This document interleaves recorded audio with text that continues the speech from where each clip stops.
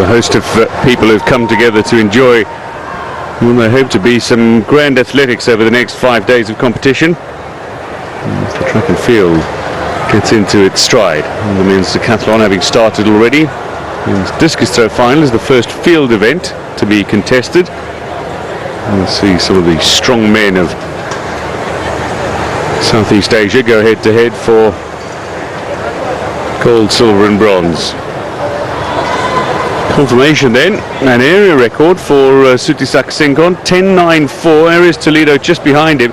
Nguyen finished in 4th overall, Adisak Mibunya finished 5th, but a DNS for Muhammad Lukman Zuki, who was set to impress for Malaysia.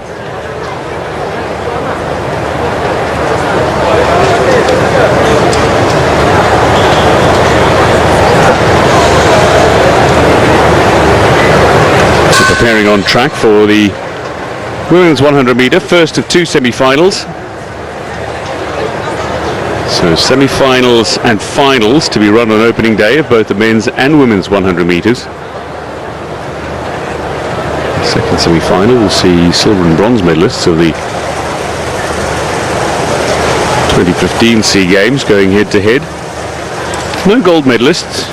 She's decided instead to run in the 200 metres instead, focus all her attention on the 200 metres, which has been viewed with some curiosity by some. Kayla Anise Richardson of the Philippines, so need to defend her 100 metre title. So a little bit open in the women's 100 metre. This is the first semi-final, representing athletes representing Malaysia, Vietnam, Philippines, Thailand, Singapore and Cambodia.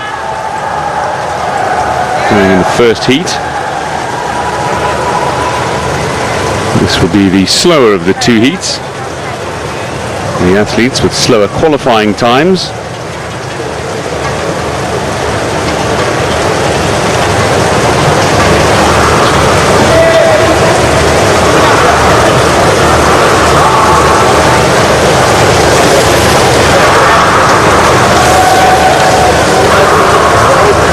Just a few warm-ups. It's Dong of Cambodia you saw a moment ago, and you shot for a brief moment before.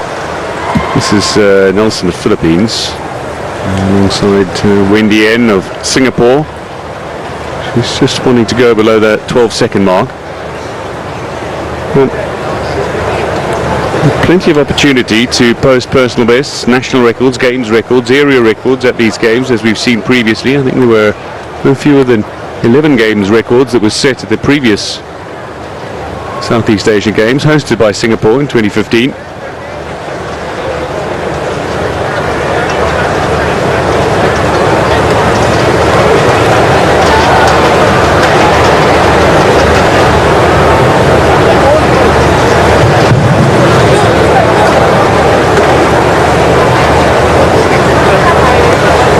Ladies and gentlemen, Royal National Arena, about to start Discus final.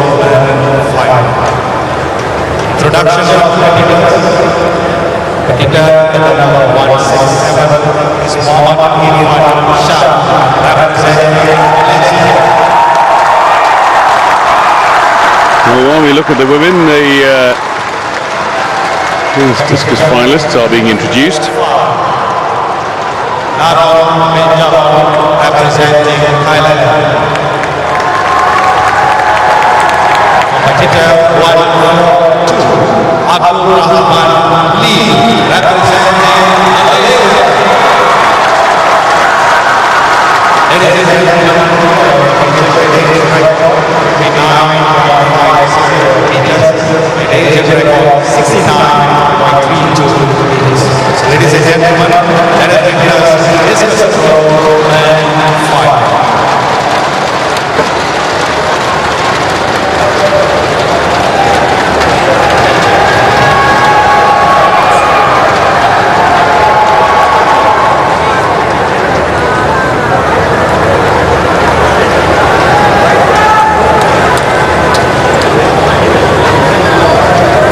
Cambodia's Tuong Srey Pep will be going in lane 8 for this women's 100-meter semi-final.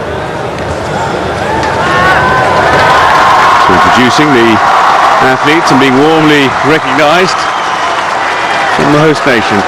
Siti Fatima bin Mohammed goes in lane 3.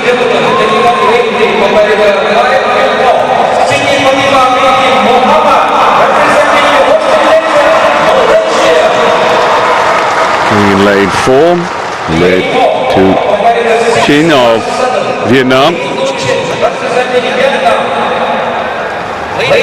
Going in lane 5 of the Philippines, Zion Rose Nelson. And she's a good 11.7 runner over this distance. Alongside her, in lane 6 from Thailand, Supawan Tipat. From Singapore, Wendy N goes in lane 7.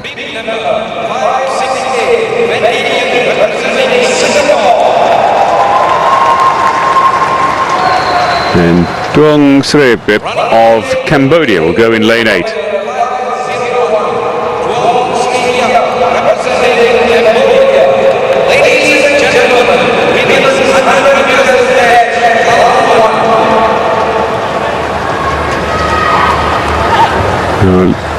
Now Vietnam has dipped below 11.5 over this distance. We should be wanting to improve. There is Leo Vietnam, we saw a moment ago before Siti Fatima bin Mohammed of Malaysia. An opportunity to improve times, but certainly the first ambition for every one of these women who line up is to qualify for the evening's final. It'll be the penultimate event on the calendar. The program, the schedule. In terms of the sprint events.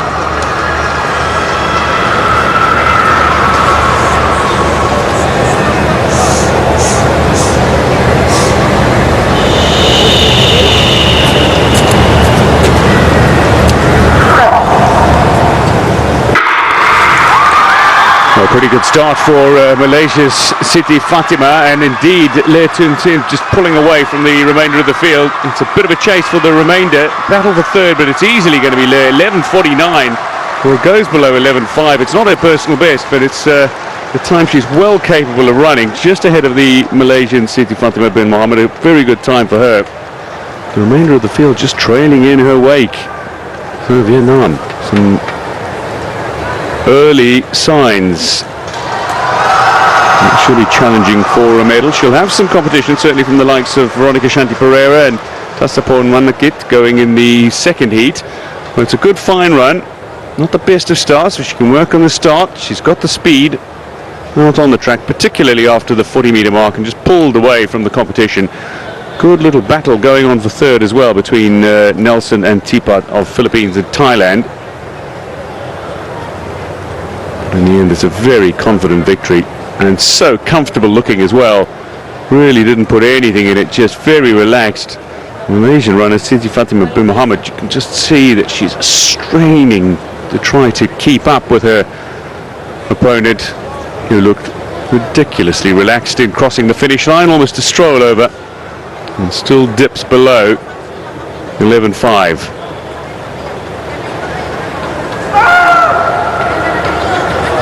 So good win for Le Tu Chin of Vietnam. This has certainly laid down the marker for the athletes going in the second semi-final.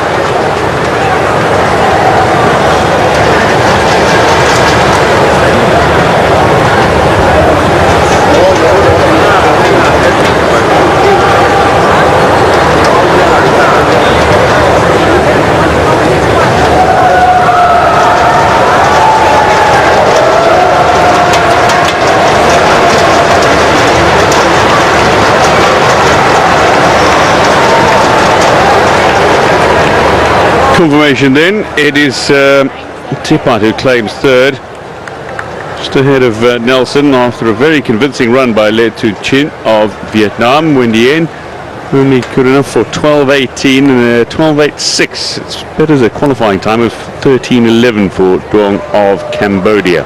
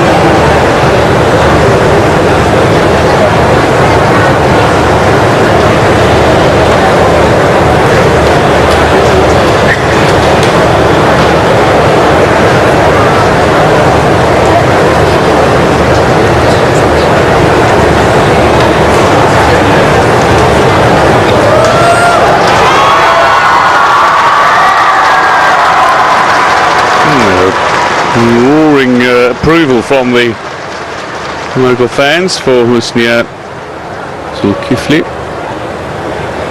That's Veronica Shanti Pereira of Singapore. She'll be one to watch undoubtedly for the title. Veronica Shanti Pereira and Tessapon Manakit will be arguably the two favourites for the win in this second heat, and indeed will be challenging the likes of Vietnam for the gold medal.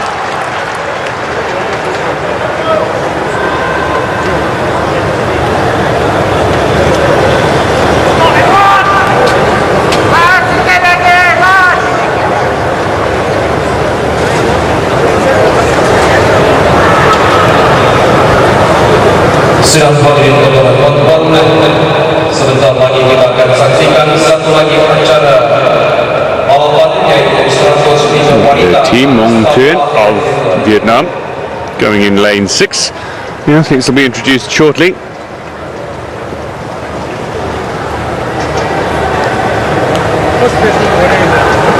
Ladies and gentlemen, in the short run, you'll be witnessing the next track event.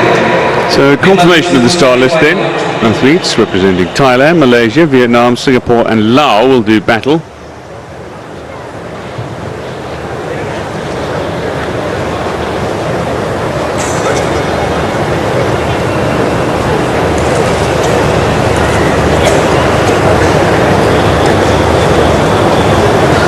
It's Tessapon Ranakit and Veronica Shanti Pereira of Singapore, the athletes you will want to keep your eye on for this particular heat.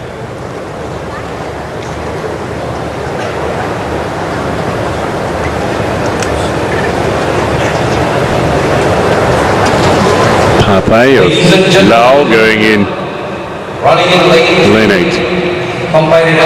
Here's Veronica Shanti Pereira. Representing Thailand. Going in lane 3, Tessapon Manakit, among the quickest of the sprinters in this heat. Silver medalist from 2015.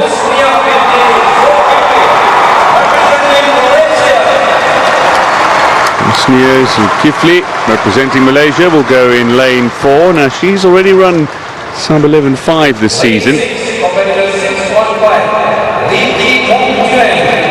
Thi Mong Thuyen of Vietnam goes in lane 6 because there is a DNS from Kaylanice Richardson of the Philippines who will be focusing on the 200 meter.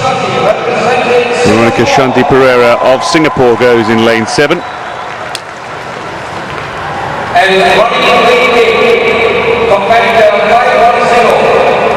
From Laos, Selina Pape. Women's 100 meters dash semi-final 2.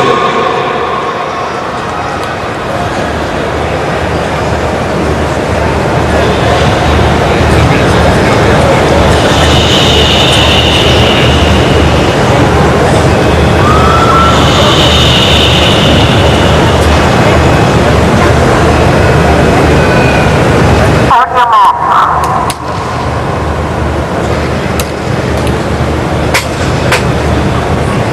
far in the season, it's Malaysia's Zulkifli who goes in 4, who's posted the quickest time. Tassaborn Wanakit of Thailand, she's quick. So too Veronica Shanti Pereira. Both Wanakit and Pereira, medalists from the 2015 Games. Defending champion, withdrew. That's a very good start going in lane 4 for Zulkifli, and a great start as well for the Vietnamese sprinter Le Ting Nguyen Thuan. And it looks to be Pereira coming back strongly. She's going to hold on here for the win in this heat, just slowing down at the end was Zulkifli, but in the end, strong run on the back end for Veronica Shanti Pereira. Finishes second. Tassaborn Wanakit just completely out of it, nowhere near her best. So she's just wanting to post a time quick enough to make the final, which she should have done with relative ease. And that's a fine run from Husnia Zulkifli. So Malaysia have a middle prospect in the women's 100-meter final. It'll be run around 9:30 local time tonight. Veronica Shanti Pereira very strong on the back end after Le Ting Nguyen Thuan took off. Great start for the Vietnamese sprinter going in 6. Just unable to hold on over the 100-meter. Look at that comeback. Great long stride. Very relaxed as well. And Tassaborn Wanakit posting a quick enough time, I would suggest, to advance to the final without much difficulty, but certainly looking nowhere like Tassaborn Wanakit that we are used to seeing. Who would be challenging for the medals.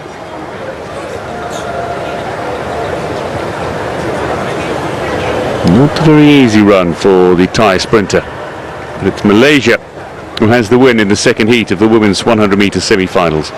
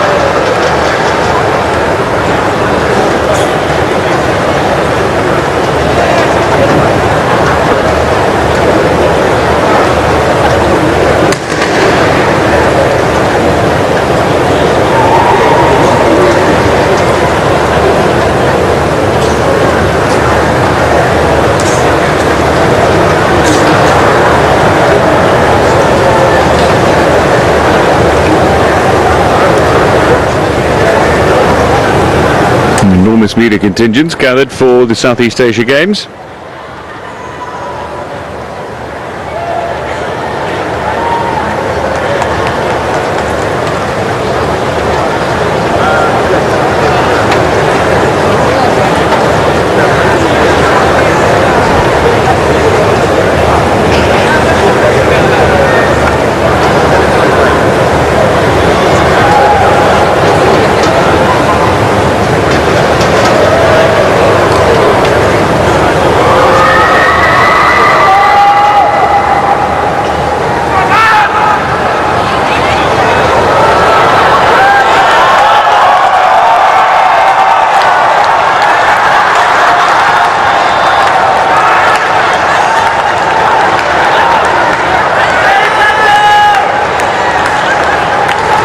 Confirmation of the results from the second semi-final, not as quick as the first. Husnia Zulkifli of Malaysia with the win over Veronica Shanti Pereira of Singapore. Le Ting Nguyen Thuan of Vietnam, third quickest. 11.89 should be enough for Tassaborn Wanakit to advance to the evening final.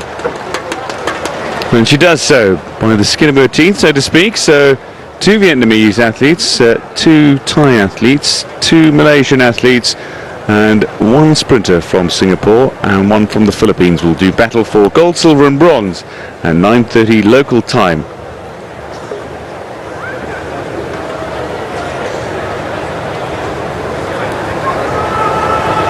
Well, while our attention has been focused on the track, there's still plenty of field events to be contested over the 5 days here at the athletics venue, the National Stadium, Bukit Jalil. There's only 3 athletes that are competing. There was a withdrawal as early as yesterday.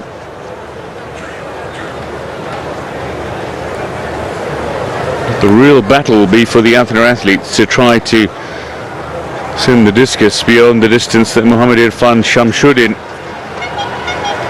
will produce.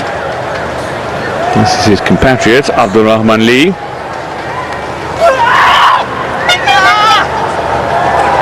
He's a good 47-48 metre discus thrower. Action from the field officials suggested there's a no throw. He's just stepped out of the circle. There's some infringement from the Malaysian.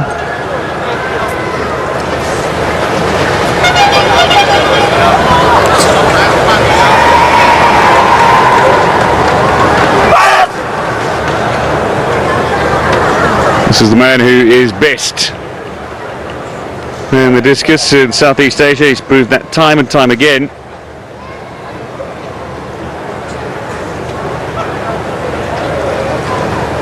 Thailand's Penjarun Narong among the best, I should say, with Mohammed Irfan Shamshuddin of Malaysia the last to throw. This is Mohammed Irfan Shamshuddin, big strong man with the dangerous tie, looking to go over the 50-metre mark in his first throw. But the athlete that all athletes want to beat in Southeast Asia is this man, Mohammed Irfan Shamshuddin.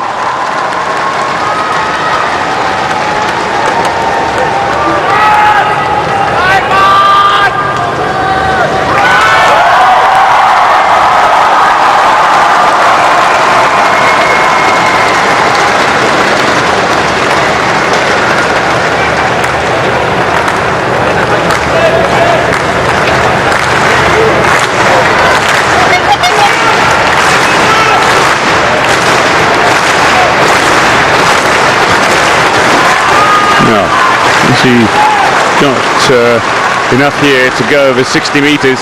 He's been over 60 metres this year. He's been up as far as 62.55. That's well short of his best. And it's well short of 55 as well, so nowhere near the distance that he's capable of throwing, although already up over 58 metres in this competition.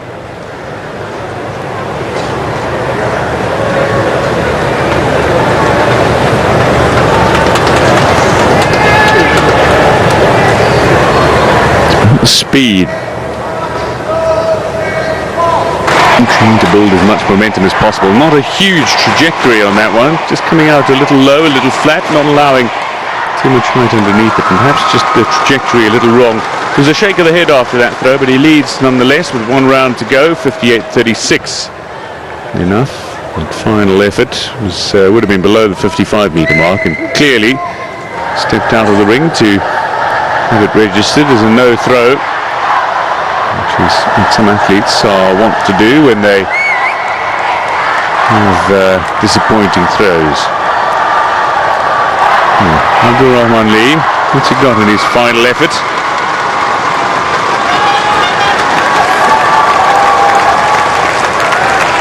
There's an improvement if he is to move up to silver. Well short again, and that's going to leave him in third. No chance of an improvement with that effort. A shake of the head, a look of despondency.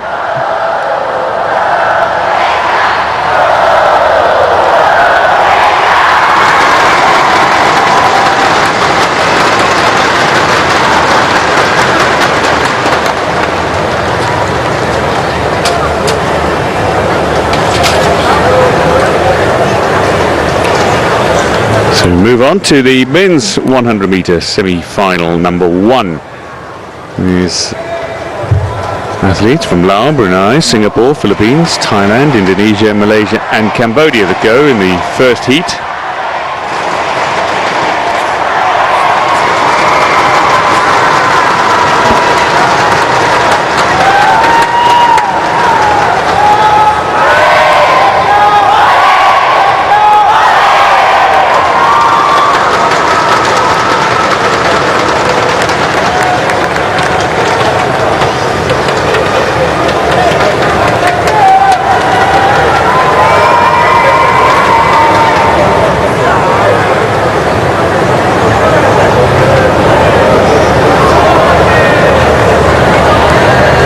There's the man that everybody's watching, Eric Cray, gold medalist in multiple events over the last few SEA Games.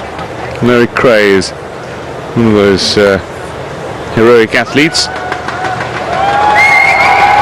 Lives in the United States, trains in the United States, competes internationally. A stronger event is the 400 meter hurdles, and had an enormous disappointment at the recent World Championships where he was disqualified in the heats.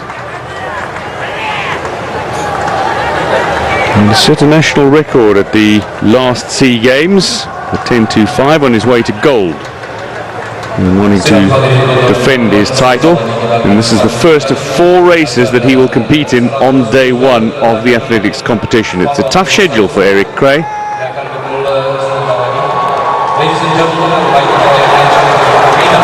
He's got the heats and finals for both the men's 100 meter sprint and the men's 400 meter hurdles final. It was the subject of a protest by the Philippines National Olympic Committee, who were less than happy with the schedule that was presented.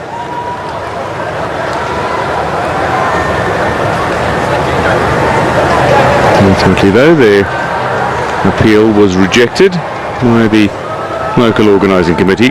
So Harry Cray will run 4 races on day 1 if he is to try to claim gold in both the men's 100 metre and the men's 400 metre hurdles, as he did 2 years ago in Singapore.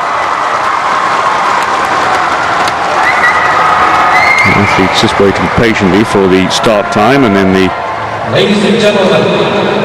announcer to introduce them.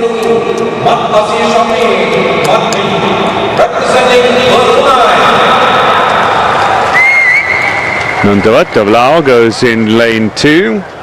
Ladies and gentlemen, lane 1, competitor 185, K. Nandawat, representing Laos. Darussalam's Siafir Mohammed goes in lane 3. From Singapore, Calvin Kang, a familiar name and very likeable individual, always smiling. Eric Cray, he's a bit of a showman. Eric Sean Cray, to give him his full name, goes in lane 5, gold medalist from 2015.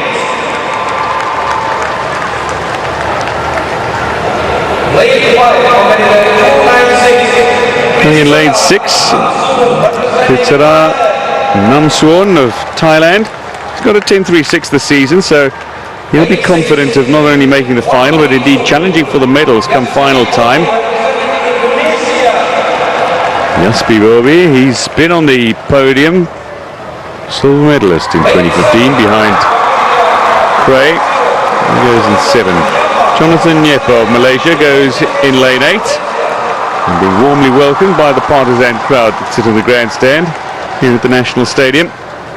And going in lane 9 from Cambodia, Met Yarat of Cambodia. Hasn't registered an official time over 100 meters this season.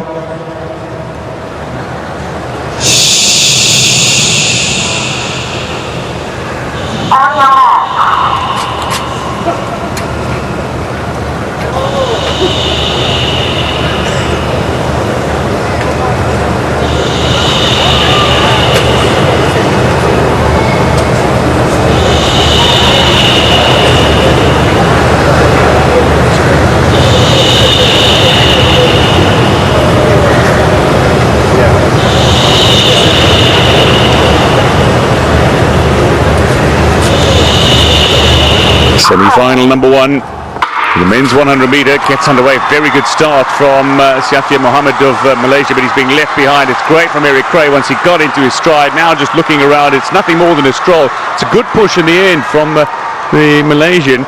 Yeah, but to come through for second place behind Cray, and then Calvin Kang and Namsuon of Thailand look to be up with Yaspi Bobi challenging for that third place finish. It's about posting quickest times and advancing to the evening final. But Eric Cray, clearly the fastest in the field, controlled that race from start to finish, and certainly not pushing very hard because he knows he's got to conserve as much energy as possible if he is to try to do the double on day 1 of the track and field competition. Athletics having already begun on the opening day of the competition with the 2 marathons, of course. So comfortable from Cray. Did just what he needed to do. Such a refined athlete. And it looks like that Namsuon actually just got inside Kang and Bobi of Singapore and Indonesia for the third place.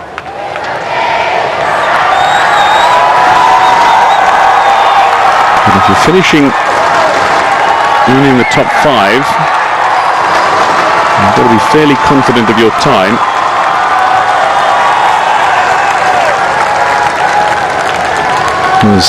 It's the quickest times that advance to the final, not the finishing places in the semi-finals. But Cray quietly confident after a confident performance in this opening heat, and a smile for the cameraman. Bit of a showman, but well worth the money to watch him. Confirmation then.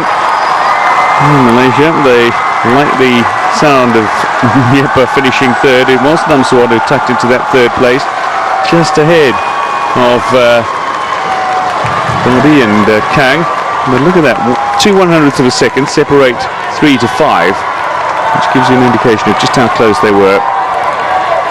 It suggests Calvin Kang will be nervously and anxiously waiting the outcome of the second semi-final. He'll be hoping it's a slower one.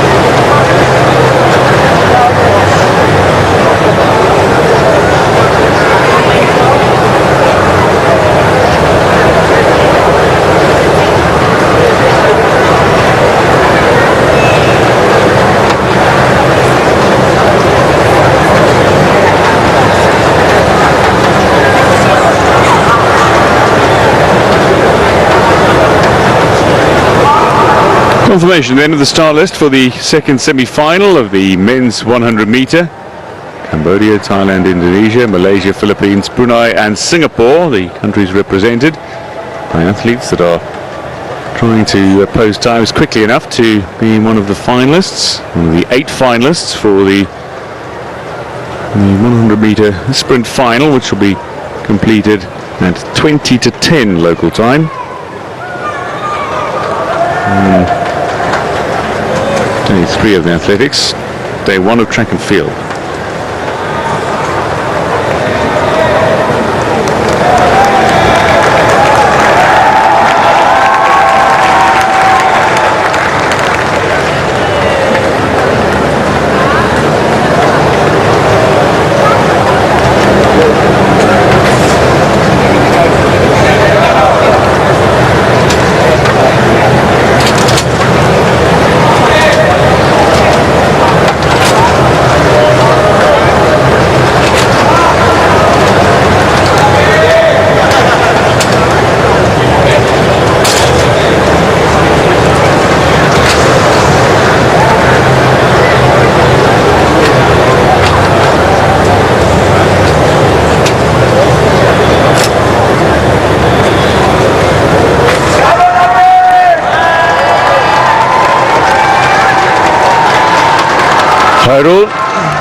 Hairul Hafiz, being welcomed rather vociferously by his partisan fans. From the Philippines, going in lane 7 will be Fernie Lupina, just receiving his number from the officials to post on his leg.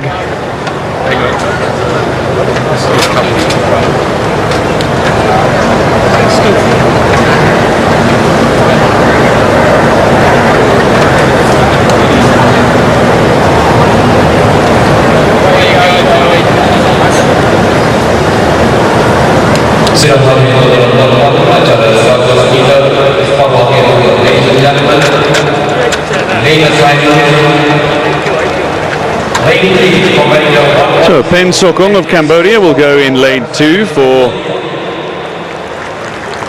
this 100 metre semi-final. Going in lane 3, Cherapong Vinapra of Thailand.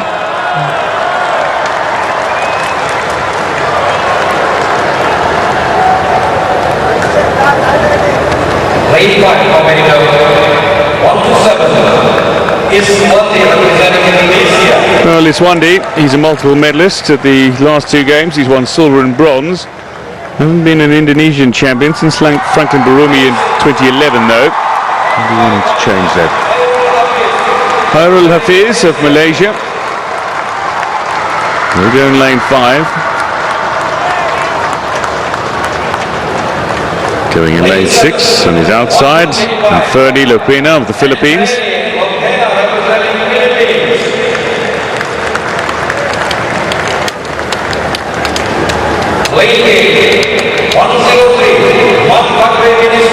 From Brunei, Mohammed Fakhri bin Ismail goes in lane 7. While in lane 8 is Singapore's Timothy Yap Jin Wei.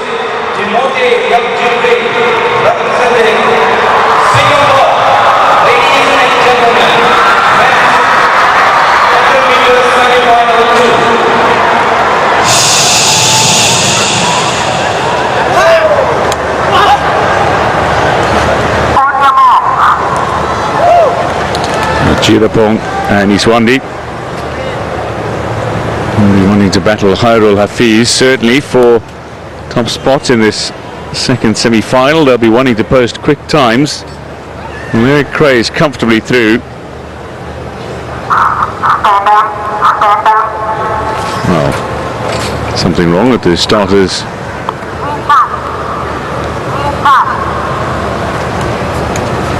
The starter's command is stand up. Just giving the athletes an opportunity to reset while the officials will clear up whatever proved bothersome.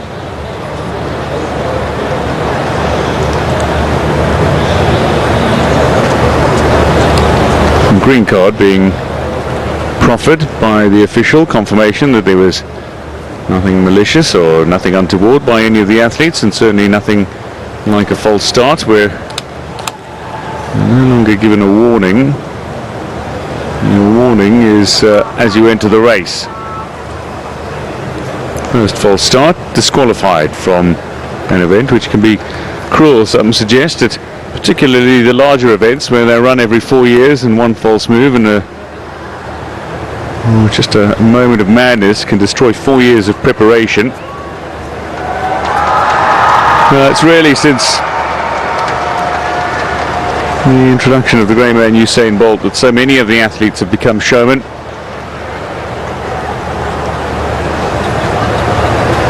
There have been showmen in the past in athletics, but they were few and far between. Some of the great decathlete Daley Thompson of Great Britain, what a wonderful showman. But Usain Bolt took everything to another level. Now recently retired, the fastest man of all time. This is the second semi-final of the men's 100 metre, the race that'll be run in the final tonight, which will confer a title of Southeast Asia's fastest man on one of the hopefuls. We'll go in lanes 1 to 8 tonight.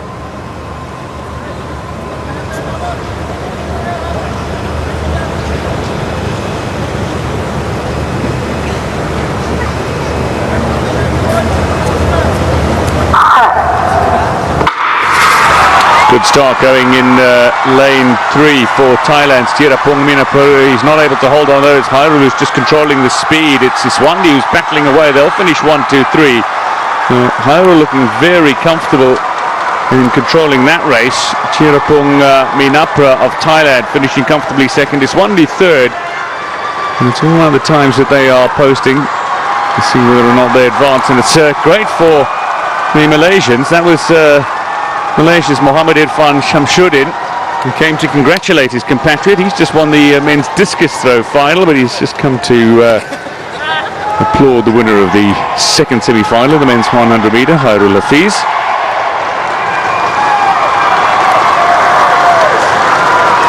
Malaysia will have a gold medal prospect in the men's 100 metres.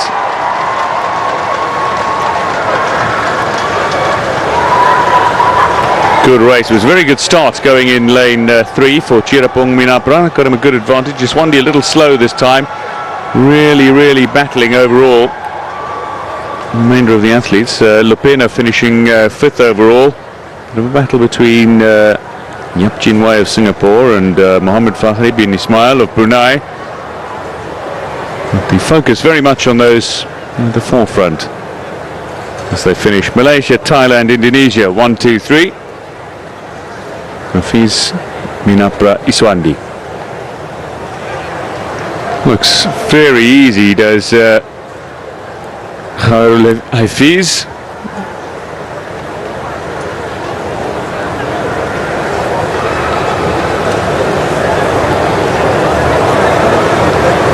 What do you think of that, he says.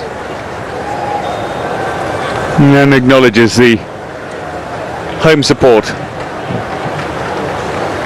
There is the discus champion who'll be receiving his gold medal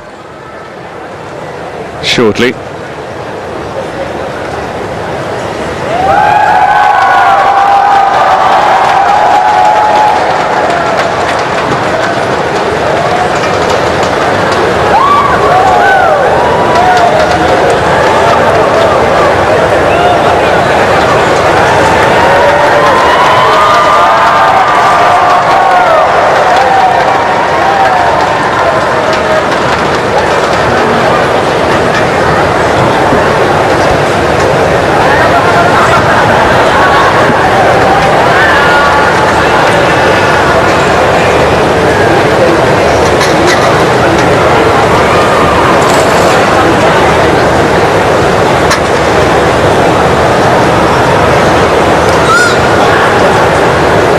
Confirmation then of the results from the second semi-final. I can tell you that only the top 3 are going to advance to the final.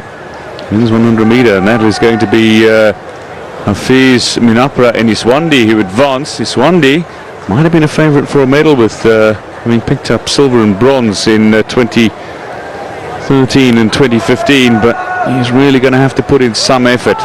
So Colin Kang sneaks in with that 10.66. Only 3 from the second semi-final managed to advance. And the quickest of the lot, though, was the winner of that second heat, Khairul Hafiz.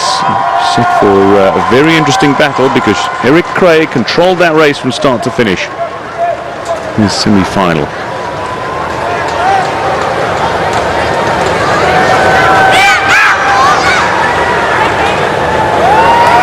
We have the medal ceremony for the men's discus in a short while.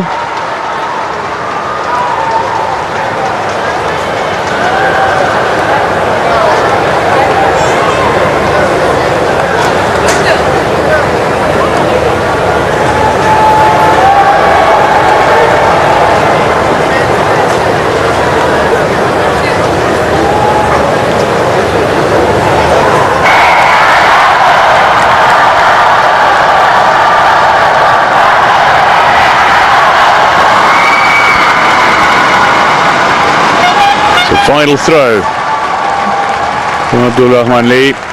Third place overall, needs a big throw here to improve his medal position. That's well short. Well short. We'll finish with third place, just under 45 metres. Disappointment from the youngster, but still plenty to learn. Gold medal favourite. Shamshuddin. One throw to go. Narong Benjaroon, silver medalist from 2 years ago. 50.65, his best throw. He needs a good 8.5 metres on his best throw so far if he is to displace Shamshuddin from the gold medal position. Oh, steps out, so no throw. Wouldn't have had the distance regardless. Probably would have been around 50 metres. But the red flag is up, so 50.65, and before he's even had his final throw, Shamshuddin is confirmed as the gold medalist. And how will he finish? Will it be with one final enormous throw? Or will he just toss it out there to conclude this competition in front of his home fans? Mohamed Irfan Shamshuddin of Malaysia. Oh, it's possibly his biggest yet. We're just short. 57.89, so wins the men's discus throw final. Another gold medal for the multiple medalist in the men's discus throw at the SEA Games. This time all the more special because he's won it in front of his home fans. And celebrations for Malaysia. Their first track and field gold of the 2017 SEA Games. Yes, just proving his strength. Strong enough to rip his vest apart.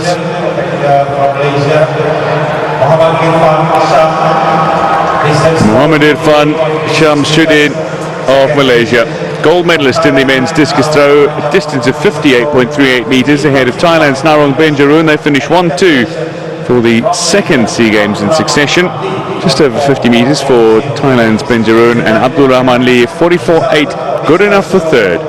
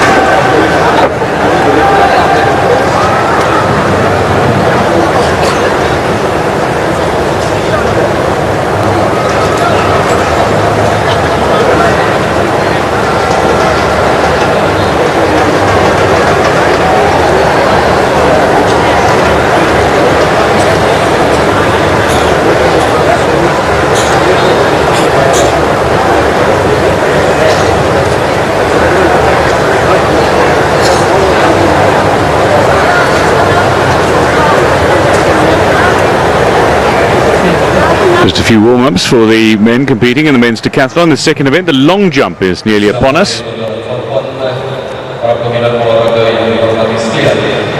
Sebentar lagi acara balapan akan berlangsung pada jam 24 ialah 400 meter lari berpagar separuh akhir satu. Kemudian Distances after the second round. It's Aries Toledo of the Philippines leading with a 7:33 jump. Very close between he and Sutisat Singkon, who did so very well in the men's 100 meter. Gone off to the perfect start in men's decathlon with the quickest time.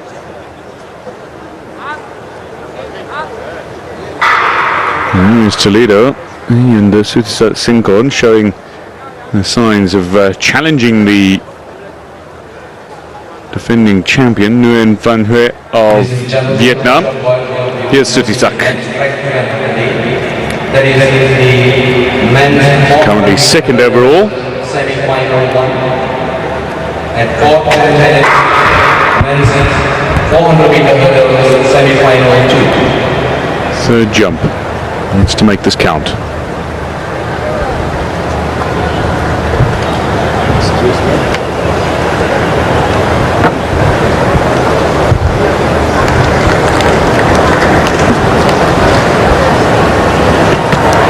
Speed down the runway. It was a legitimate jump. It's a good-looking distance as well. He's watchful here.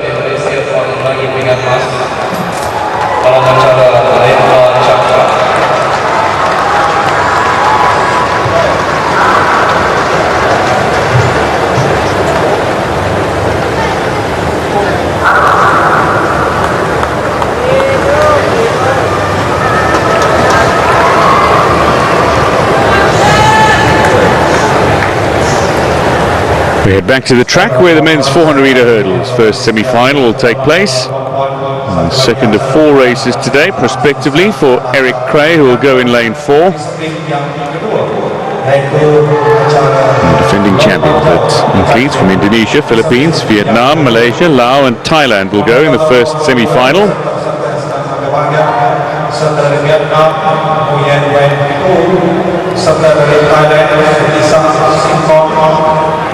Serta dari Vietnam, Boy Wangsu, serta dari Filipina, Aries Toledo, juga serta dari Thailand, Adisa Umi Boga.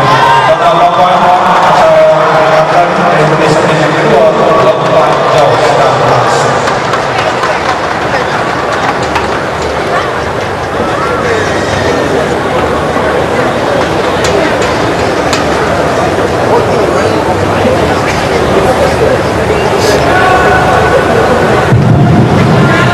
Ladies and gentlemen, I would like to draw your attention to the arena to witness the next regular 400 meter hurdle. So introducing the athletes in the first semi-final of the men's 400 meter hurdles. Solomon Edwin of Indonesia goes in lane 3. He's going to have a bit of a tough time because running on his outside is the defending champion, the SEA Games record holder. Representing Philippines, Eric Cray. He goes in 4. Going in lane 5. Van Gak Quang of Vietnam goes in lane 5. He's posted sub 52 this season, which is quicker than all but 2 of the athletes in this semi-final. Needs to produce the goods on the track though. Young prospect from Malaysia, Kwek Lee Yong.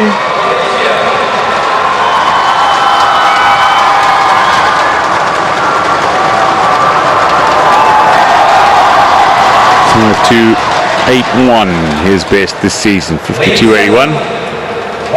Putvilai Dong Sipas of Laos goes in lane 7. He's posted a 52.85 this season. We need to improve on that, I would imagine, if he is to try to book a place in the final.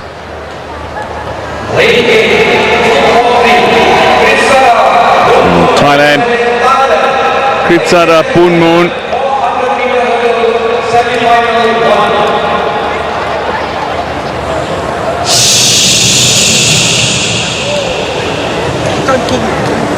So one of the more punishing races on the athletics calendar. It's as much about speed as endurance and stamina. Not to mention the added obstacle of trying to high jump over a hurdle.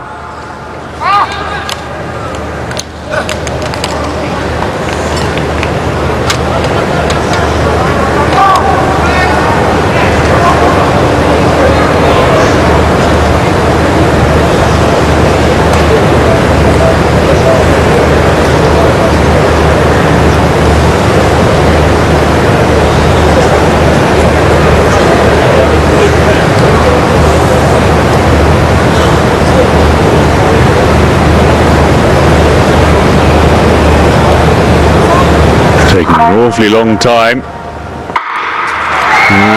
Being held in the starter's blocks for a little while, but it's Eric Cray who's off to a fairly confident start. Takes the first hurdle comfortably ahead of others in the field, and there's a problem here for the Malaysian already. He's had to pull up halfway through the race just before he had finished the bend quickly. Young. Eric Cray is looking good. There's pressure from a few athletes around him, but they're well behind him on the stagger.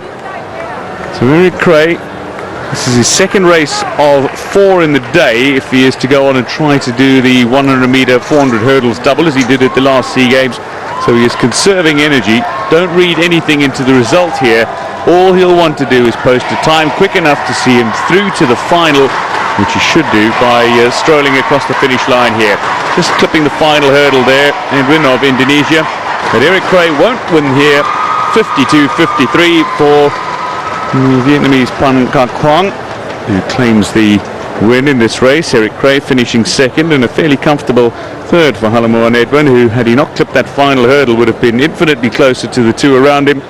But an Eric Cray sprint, I mean, the runner who's comfortably sub 49.5, running over 52.5 in this heat, tells you that he is conserving a vast amount of energy in an attempt to do that 100 and 400 meter hurdles double. As they call the oval event of athletics. Eric Cray wanting to claim the title of fastest man in Southeast Asia in the 100 meters. And he's going to have to do a fine balancing act, because this, his favorite event, is the men's 400 meter hurdles. And he's proficient on the international stage as well, on the full international stage, that is. And it's just the final hurdle for the Indonesian. Halamoan Edwin just clipping that hurdle, and saw him drop out of the tussle for that first place finish between the Vietnamese runner Pan Ka Quang and Eric Cray of Philippines.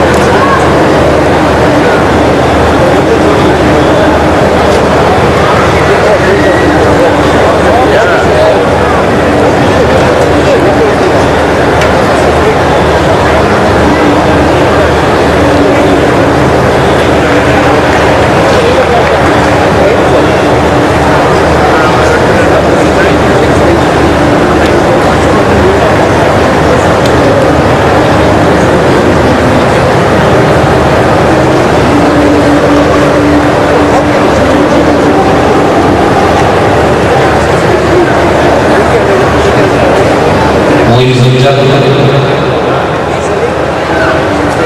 ready to start this event, 400 meters, the men middle semi-final 2.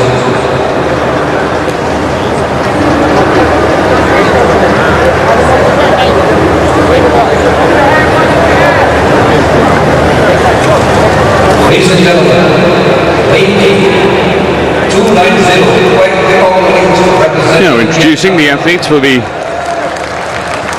second semi-final, the men's 400 meter hurdle. Quoc Kong Lik of Vietnam goes in lane 3. 114,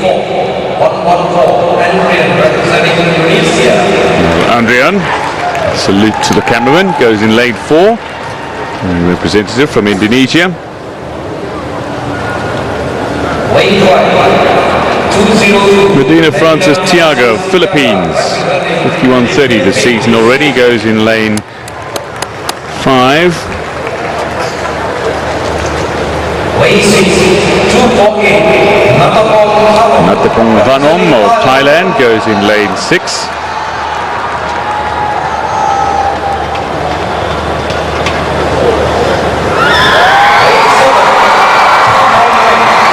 Now, another Malaysian favourite, Muhammad Farhan.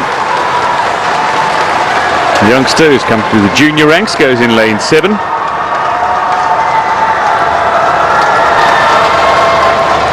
Weight 134. Representing Lao. Ladies and gentlemen, Intawong Kinko Lao goes in lane 8.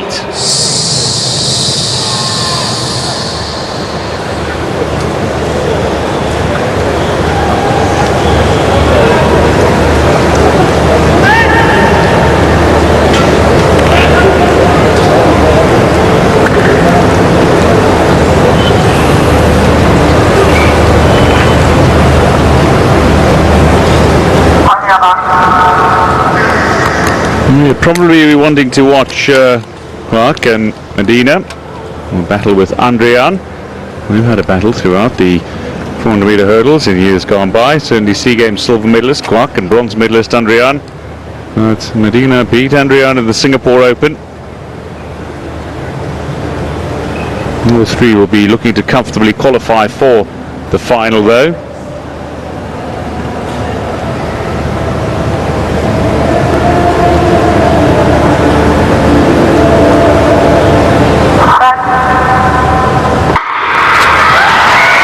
Good looking start for the Philippines athlete going in 5.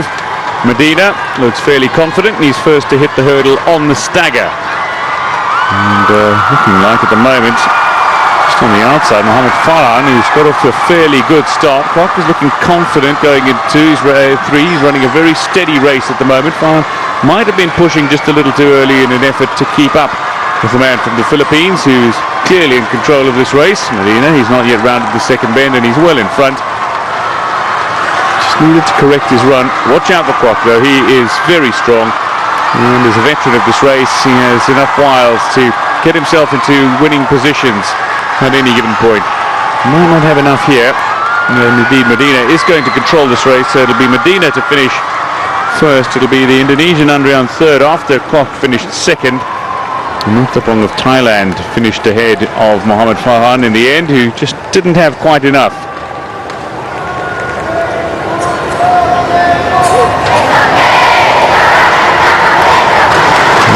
He'll be hoping that his hamstring injuries are behind him. Medina has struggled in recent times with injury. Very comfortably through to the final.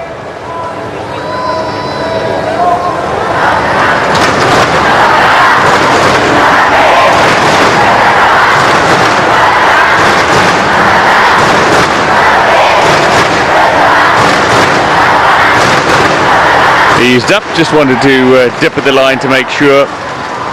That is always going to be a danger, a contender, and possibly be a medalist. Indonesian though will need to improve if he is to challenge for a medal. Eric Cray will be the favourite.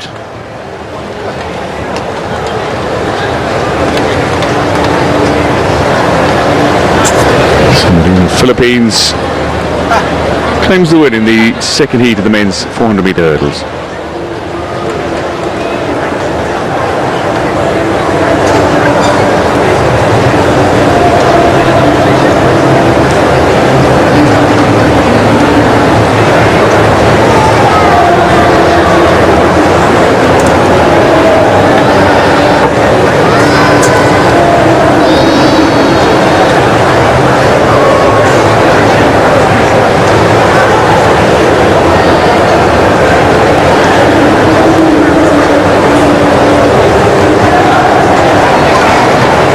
Confirmation then of the results in the second semi-final. Medina ahead of Kwok with Andrian finishing third. Kanon, 53 seconds. Managed to edge out Mohamed Farhan, who got off to a blistering start. In Davong Kengo of Lao, not able to qualify for the final. So that means two athletes from the Philippines up against two athletes from Vietnam. Will be running with two athletes from Indonesia, as well as a Thai and a man from the home country, the Malaysian Mohamed Farhan, just sneaking into the final. But certainly the two Philippines athletes are the ones you want to watch in the final this evening. Once again, welcome to the 29th edition of the SEA Games 2017, bringing you live at the National Stadium of Hijau. We have just witnessed 9 events this afternoon: men's decathlon, 100 meters men's discus throw, women's 100 meters, women's 100 meters round 2, men's 100 meters round 2, men's 100 meters final round, men's 400 meter hurdles semi-final 1, men's 400 meters hurdles semi-finals 2, men's decathlon long jump.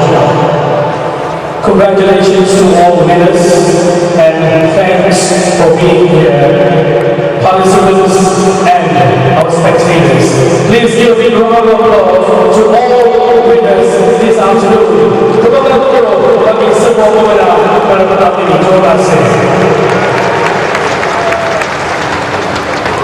We would like to thank our sponsors this afternoon.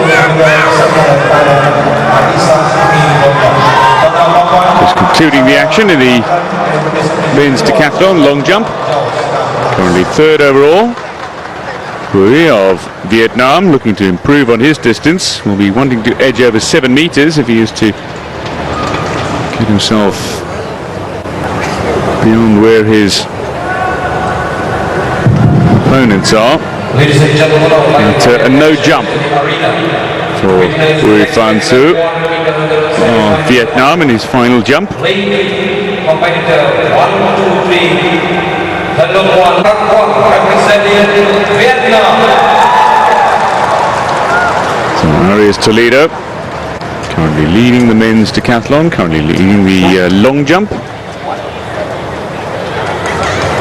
Still early days yet. Need to improve on his 7:33.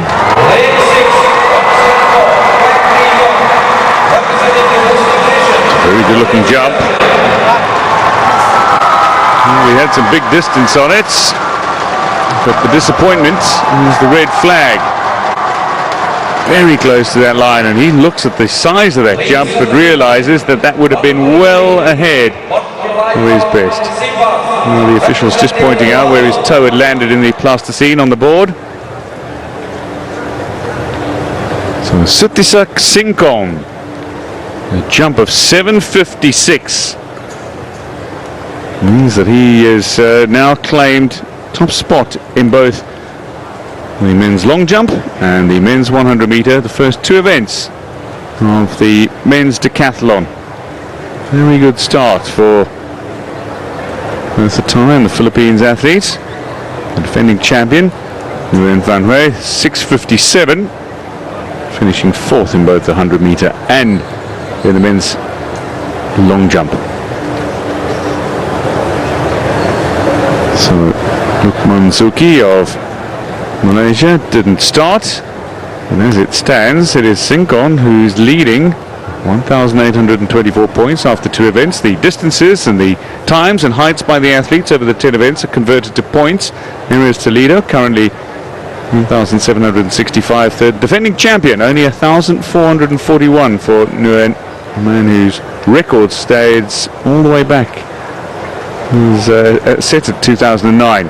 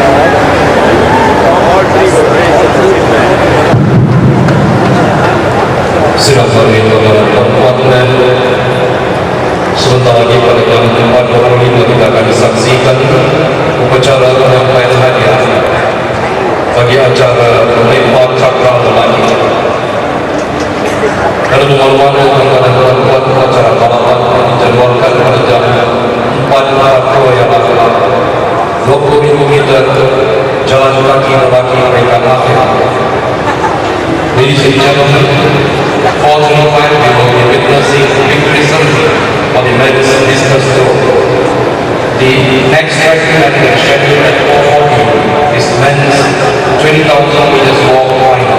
So ladies and gentlemen, be along with us to witness the victory ceremony and also witness all the track and field events. 29 all over. Thank you.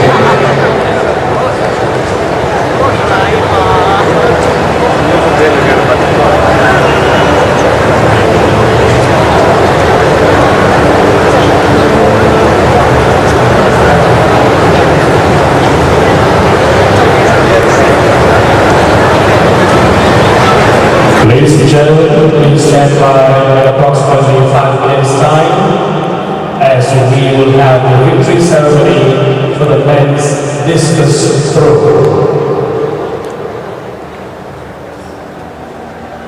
Tuan-tuan dan puan, sila berdiri sini untuk menyaksikan acara penganugerahan yang hadiah untuk men's discus throw Rupa Cakra sekali lagi.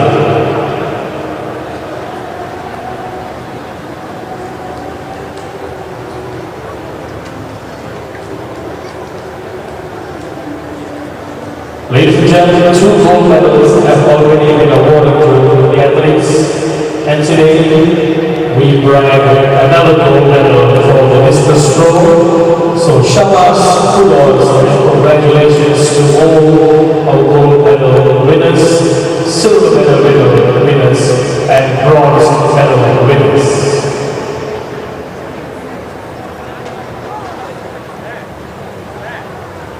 And after 16 long years, the games have returned to Kuala Lumpur, and from today, you will be treated to the best in track, in field, and on road. So stay tuned for more updates and more live events brought to you at the National Stadium of Bukit Jalil, Kuala Lumpur, SEA Games 2017.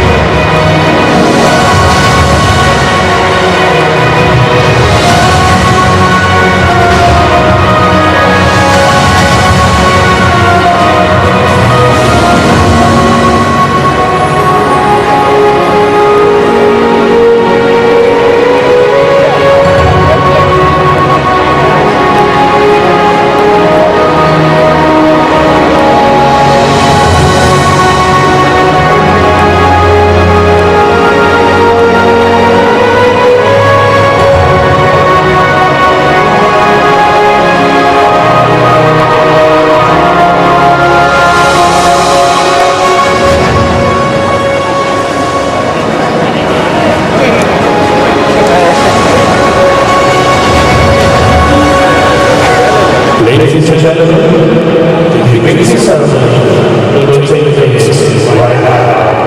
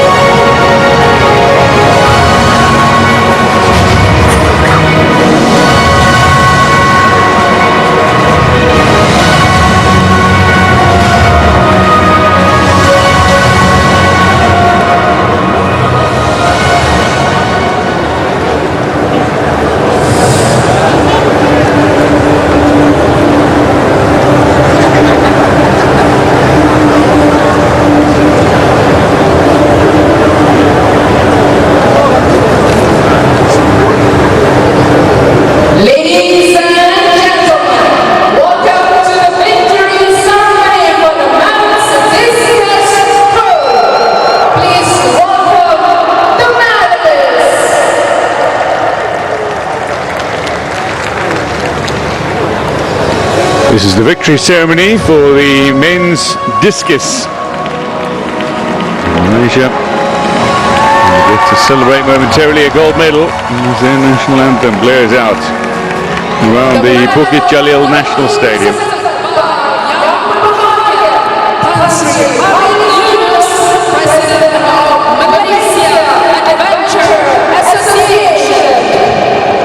The mascot city will be presented by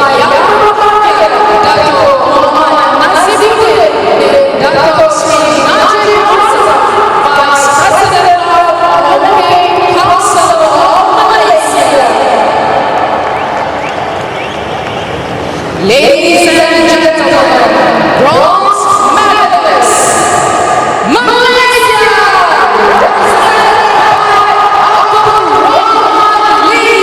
Well, the bronze medal will be conferred upon Malaysians' second favourite discus thrower, some would argue. The man who battled to get beyond the 45-metre mark, but enough to claim the bronze medal. Abdul Rahman Lee. silver medalist, Thailand, represented by Not quite his very best. The man from Thailand, Narong Benjarun, silver medalist in 2015. He's again second behind the defending champion who successfully defended his discus title. Thailand's Benjarun Narong with another silver medal and an enormous smile.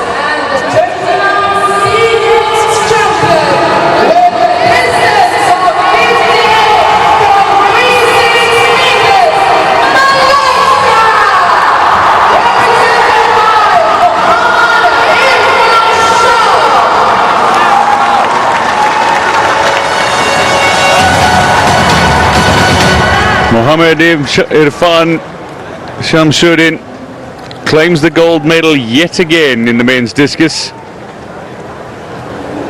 It's his third successive gold medal in this event. Still unable to break James Wong's games record. And now for the national anthem of the host nation.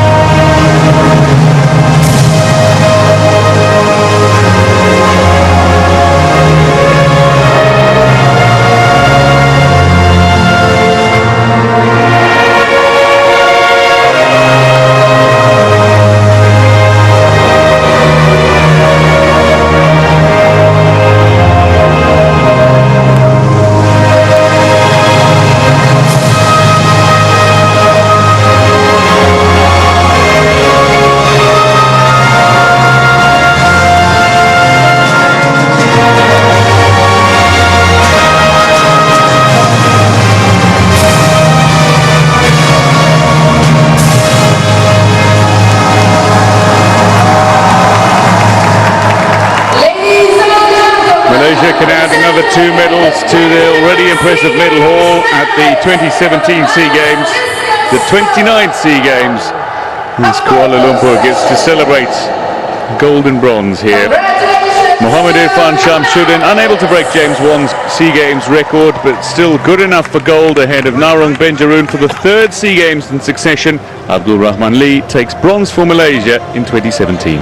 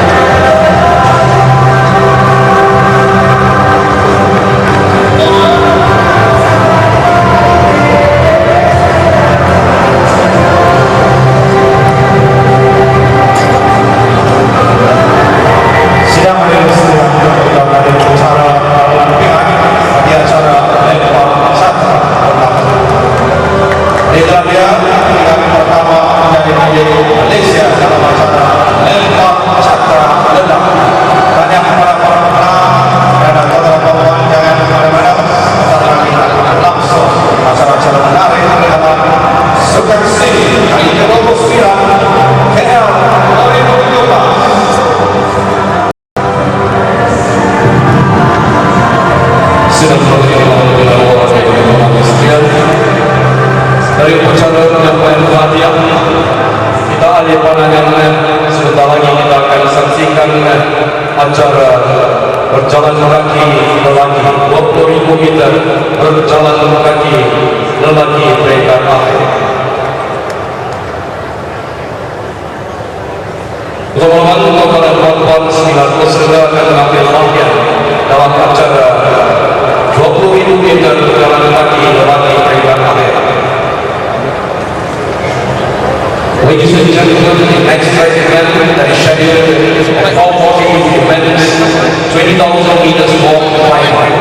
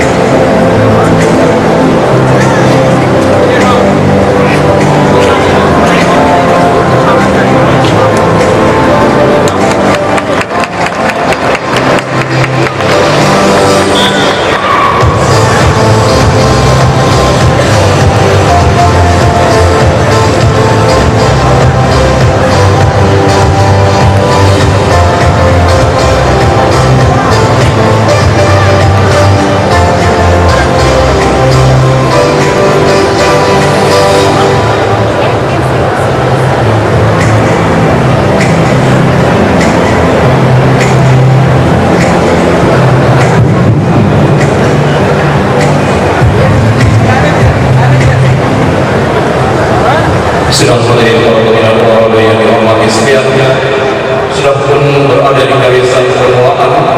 Kalau para atlet akan mengambil bagian dalam acara jalan kaki 20.000 meter jalan kaki melalui peringkat akhir.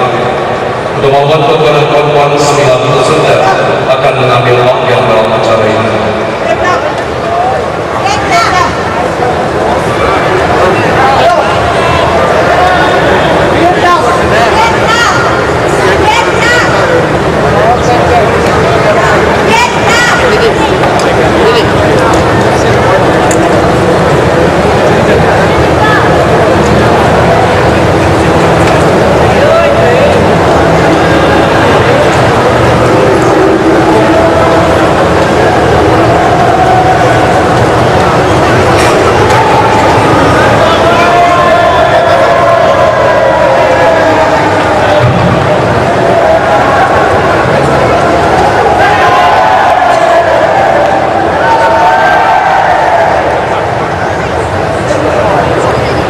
Sidang hadirin para perempuan yang kini kita akan memperkenalkan para atlet yang akan mengambil bagian dalam acara 20.000 meter berjalan kaki lelaki peringkat akhir. Ladies and gentlemen, introducing the athletes who are participating in the men's 20,000 meters walk final. Competitor 234, Arctic Srivichai, representing Thailand. Competitor 124, Hendro, representing Indonesia. Competitor 242, Kitipong Chongkwan, representing Thailand. Competitor 154, Loh Chong Siang, representing Malaysia. 223, Sing Su Chai Edmund, representing Singapore. 290, Wu Xuan Min, representing Vietnam. 168, Muhammad Tyrell Haris, representing Malaysia. 280, Nguyen Tan Nyong, representing Vietnam. And 301, Dae Kyo Kun, representing Myanmar. Ladies and gentlemen, men's 20,000 meters walk final. Hadirin yang dihormati sekalian, 20.000 meter berjalan kaki lelaki peringkat akhir.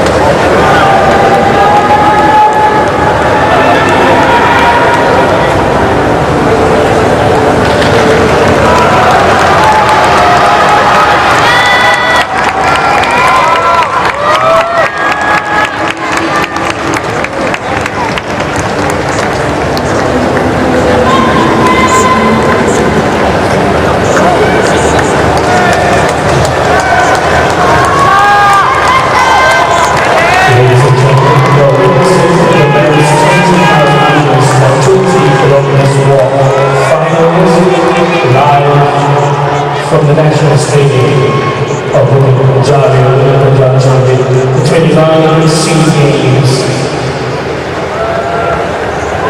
2017. For those of you who want to know about what ping pong is all about, the event was founded by the newspaper on its 10th anniversary. And the paper Big Walk 2000 broke into the official Guinness World Records as the world's largest walk.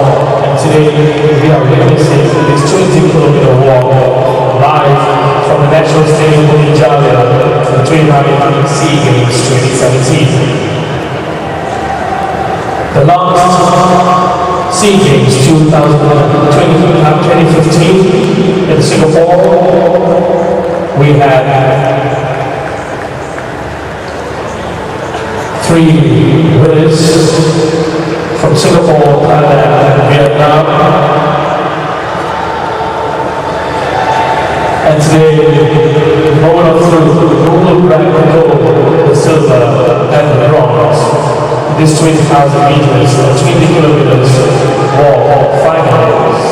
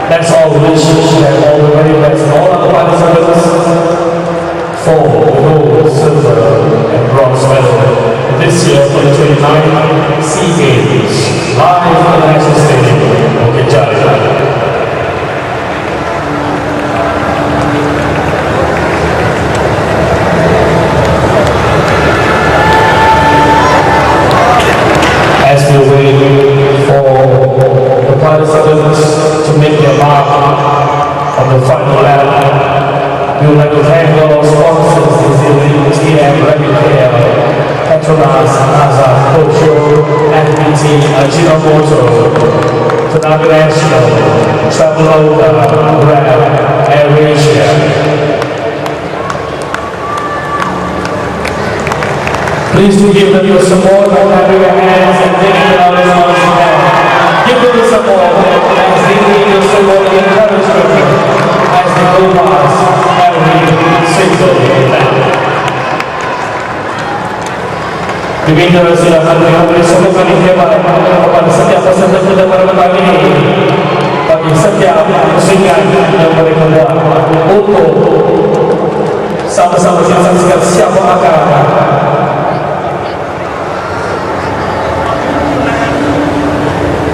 mengambil tempat pertama, kedua, dan ketiga pada Sukan 19 Kuala Bangkit bersama, rising together as one.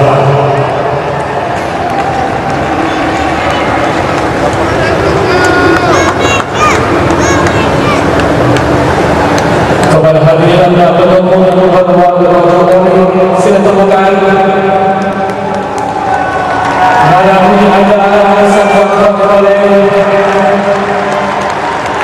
supaya sama-sama kita bersemukan kepada setiap peserta yang akan mengambil bahagian dalam acara 20 km berjalan kaki dengan air.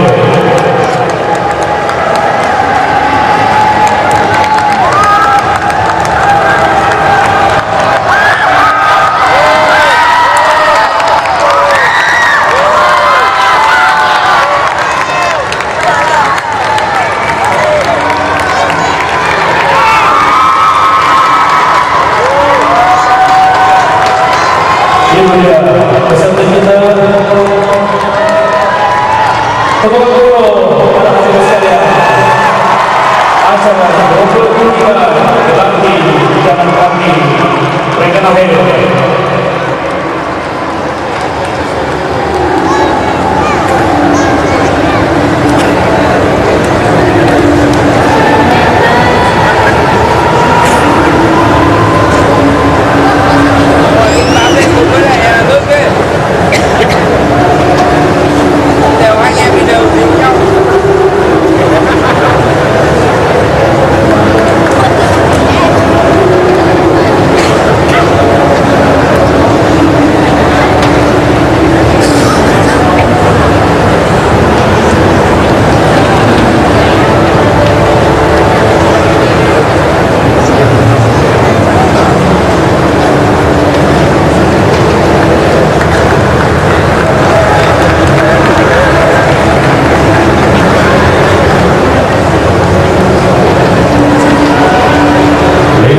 Participants, there are 43 laps more to go. All coolers and drinks are standby for them to quench their thirst as they walk to the path of victory in another 43 more laps.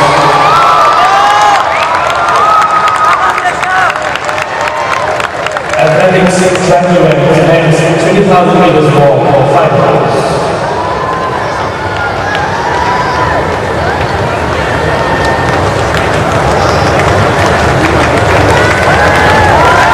Yes, thanks for coming on.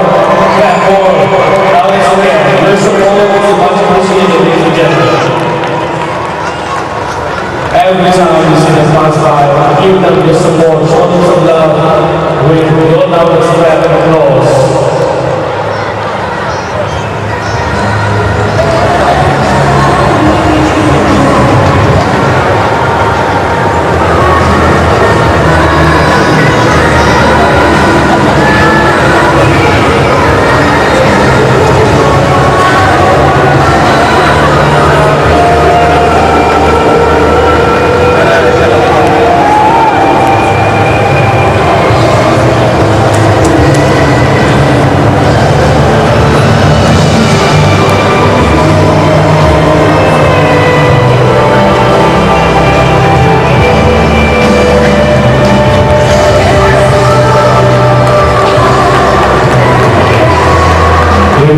After this event, at approximately at 5:20 p.m., we will witness the men's Decathlon 3 shot put, and later at 8 p.m. men's Decathlon 4 high jump, followed by the men's shot put finals, women's 400 meters, women's finals, and the last event continuing with the men's 400 meters double.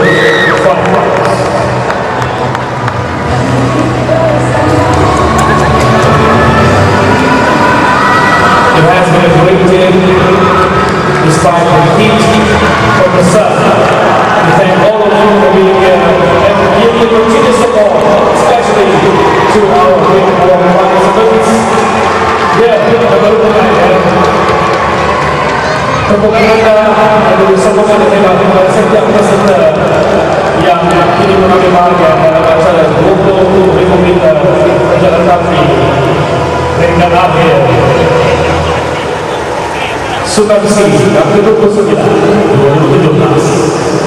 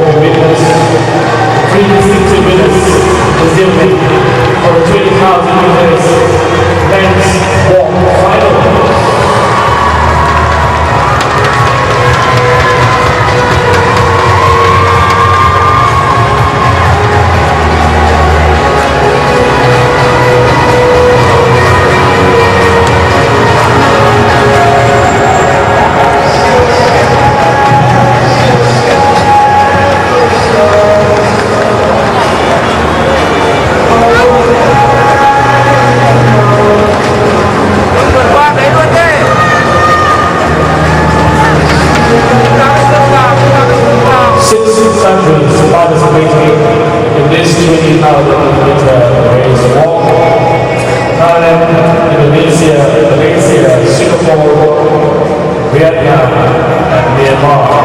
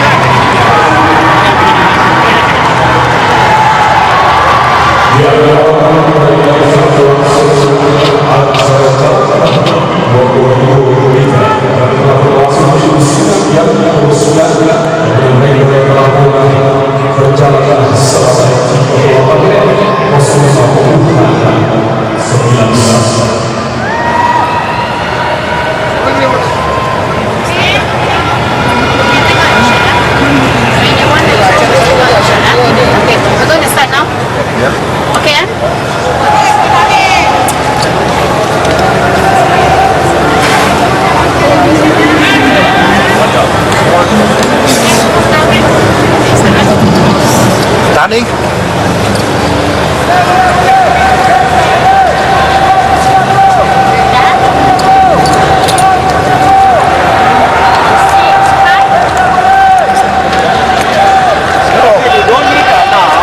This is the third discipline of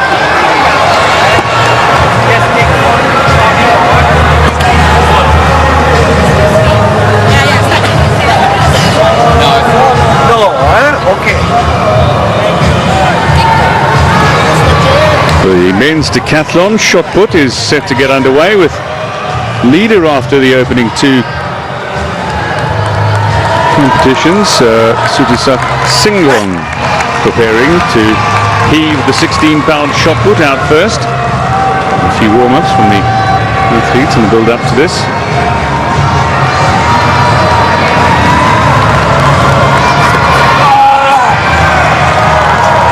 Well, it's certainly not his strongest event, but it's a legal throw and he'll take the opening mark. Men's decathlon, a two-day track and field combination. It's effectively designed to find the best all-round athlete.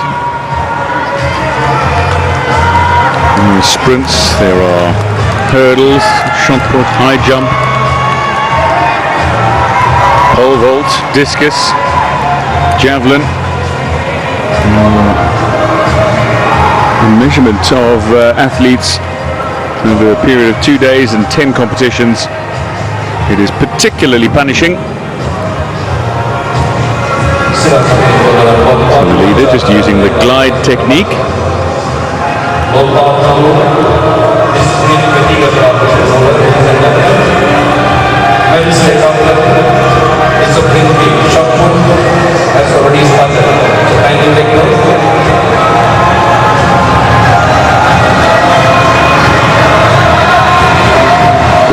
Su Vietnam. So using the glide technique. Ladies and gentlemen, the track event that is in progress now is the men's 20,000 meters.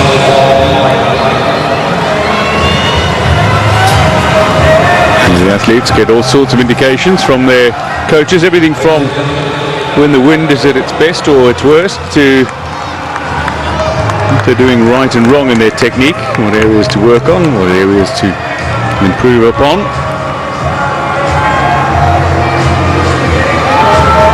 Just trying to build up the momentum. It's not always easy, but the glide technique is certainly easier to manage than the rotation technique, or spinners as they're often called these days.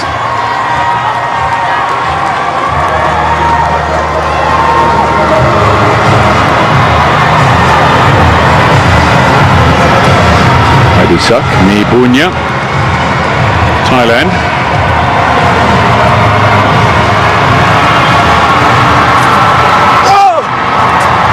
His first heave of the shot put. Well, the good news is the starters are all getting legal throws, which will be the first aim.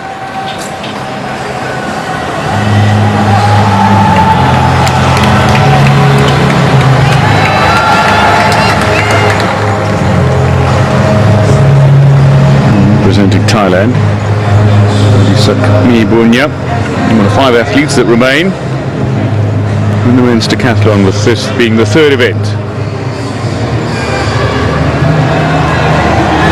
And there's Toledo up next, second overall for the 24-year-old from the Philippines.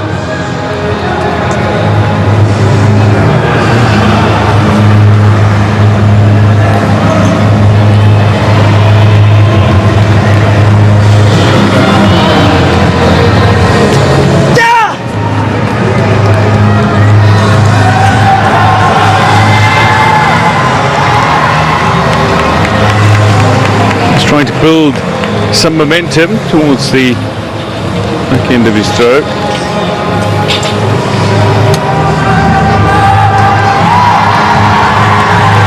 All the competitors here using the glide technique.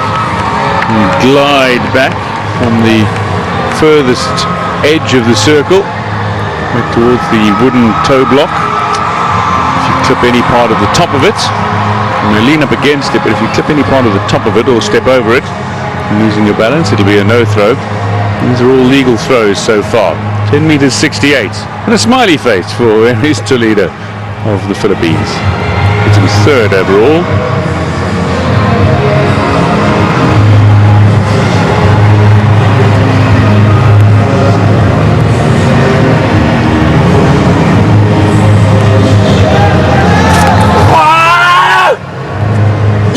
Oh, that's a lot better. That is a lot better from Sutisak. Sutisak Singon. Oh, he's very happy with that. He's wanting to extend his advantage in this competition, the men's decathlon. There's still plenty of events to come. In this decathlon, there's two-day events, as I mentioned. You've got 100 meters and long jump, which have already been completed. This is the third event, the men's shot put. And high jump and 400 meters still to come on day one. Second day, 110 hurdles, discus, pole vault, javelin, and the longer distances for the athletes, the 1,500 meter. 14:01, that puts him comfortably first. And you can see his delight now from Vietnam.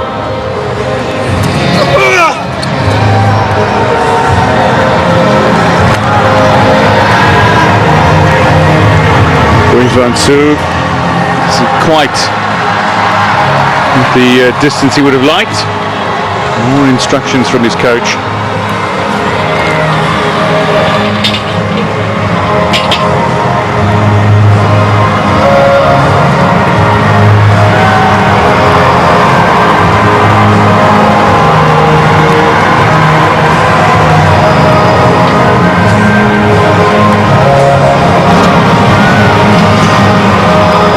Meters 74.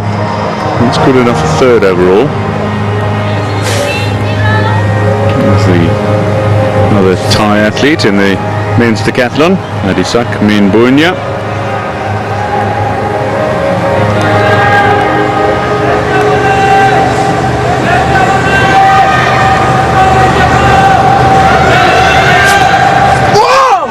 Well, he lost his momentum.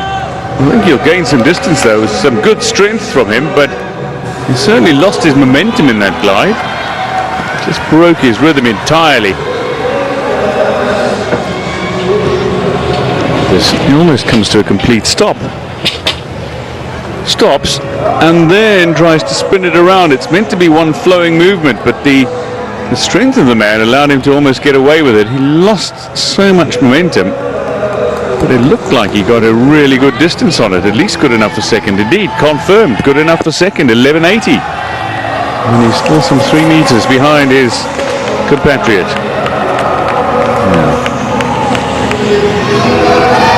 There's Toledo.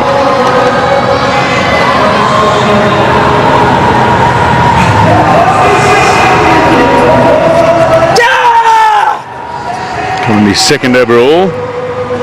And after the massive throw by Sutisak Singon, he'll be wanting to at least get it out within reach. Points awarded for the distances and times in these events. These points are then accumulated and come the end of the competition, they're added. So, third place overall, 11:63 for Aries Toledo. It's not so much where you finish in the competition, it's how many points you gain. Sutisak Singon currently leading by some margin, nearly 15 meters with his second effort.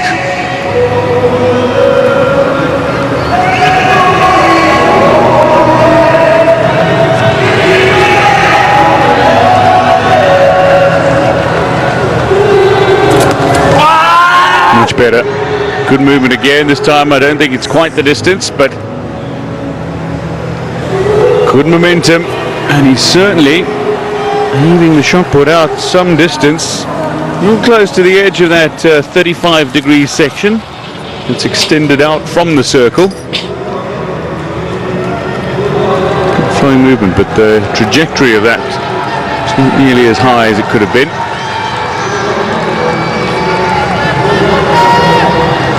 Just squirting it out a little in the incorrect direction. 13.29, that's still the second best put of this competition so far.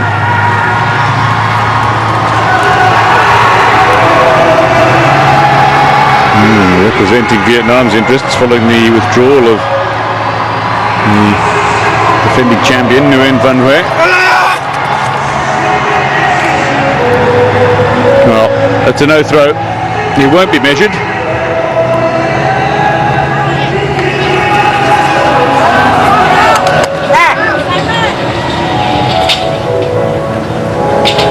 Sends himself back.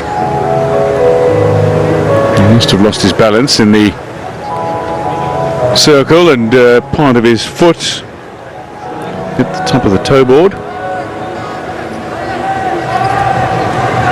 So no throw. Sad face.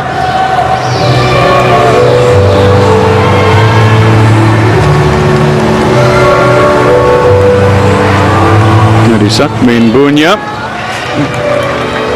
Second overall, his 11.80 is behind his compatriot Sutisak Singkon.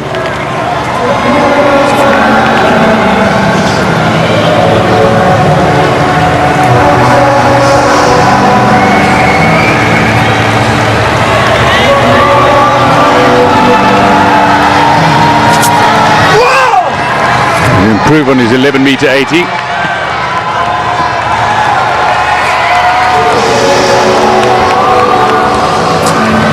Might just have done that.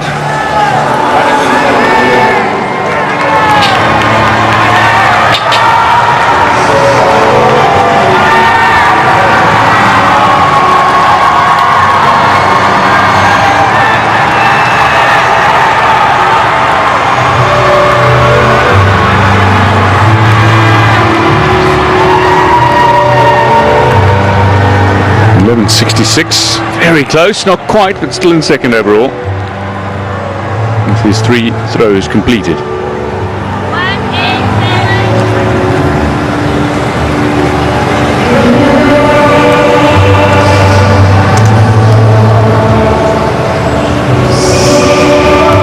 Needs a big throw here to try to keep pace with the leader overall, Sutisak Singkon.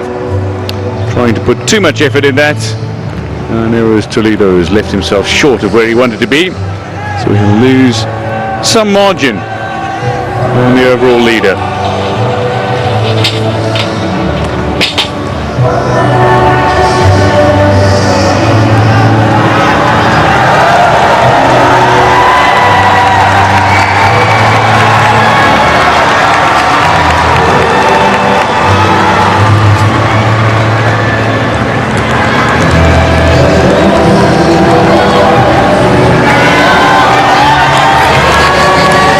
Well, 11.63 overall.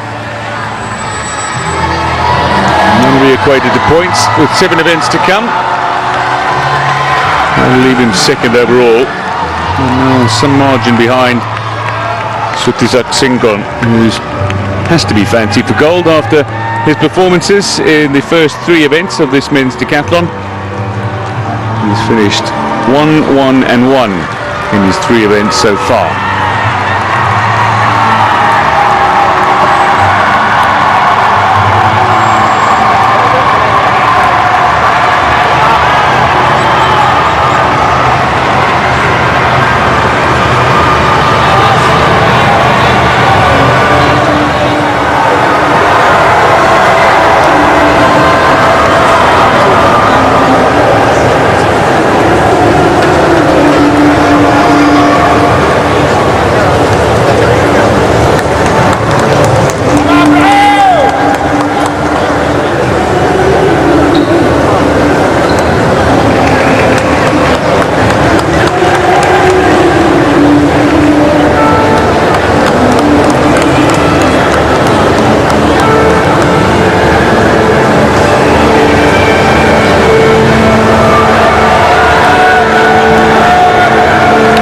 start list for the men's 20,000 meter race walk, 20-kilometer race walk. Artid Srivichai of Thailand, Henro Kittipong Chonduang of Thailand, Malaysia's Lo Chun Seng and Haril Harit doing battle, Simsun Chia of Singapore, Xuan Jin of Vietnam, Nguyen Tan Nguyen of Vietnam and Piai Pyo Tun of Myanmar.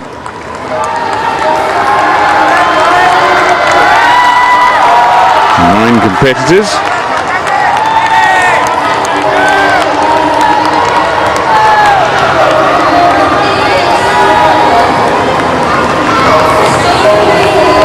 And this is Khairul Harit of Malaysia.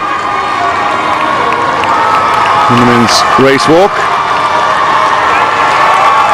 Hendro of Indonesia. Now he's the quickest in the field. And at the moment it's the Malaysian who's just holding on to the advantage. And the race walk is not a punishing event. Nutrition critical in race walking. At various phases that you need to go throughout.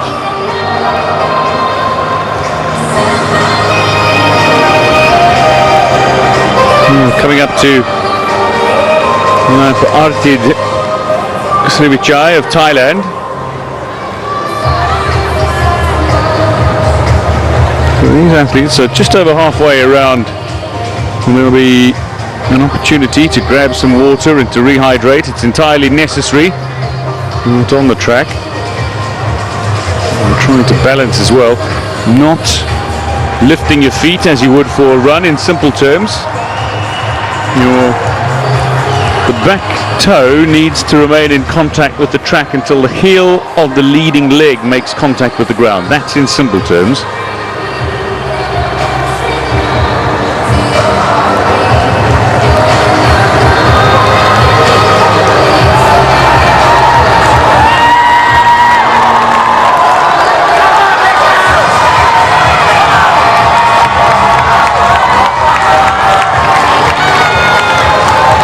Well, at this sort of pace, we'll be looking for around about 1:30, 1 hour 30, I would imagine, for the men's 20-kilometer walk.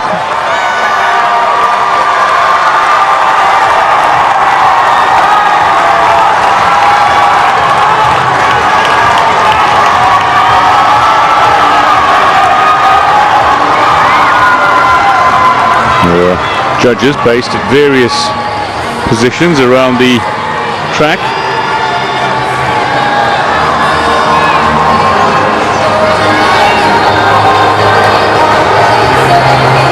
Judges positioned around this course or track, they're issued with paddles, and they show effectively a sideways S or an inverted L, and these symbols denote the two ways in which athletes fail to comply. The S card is for loss of contact, where the athlete doesn't keep his back toe on the ground before his leading leg heel touches the track. So current leader from Malaysia is just rehydrating, keeping himself cool, around about 33 degrees Celsius, very high humidity as well, so it's not particularly easy conditions for the athletes to try to maintain their composure out on the track, and it's certainly something that becomes testing in the back end. Only second place, not looking bad at all, is Hendro of Indonesia, the fastest competitor in the field, Lo Chun Siang. They've both been posting sub-130s this season. The other concern as well is the leg needs to remain straight. If you've never watched the race walk before, most of the attention is drawn to the athlete having unbroken contact with the ground. But there's a little subtle condition there. It says it must be visible to the naked eye, which is something that has drawn a great deal of controversy over the years. So just behind Sandro is Lo Chun Siang, who's currently sitting in bronze medal position, with Malaysia looking through Khairul Harit to take the gold.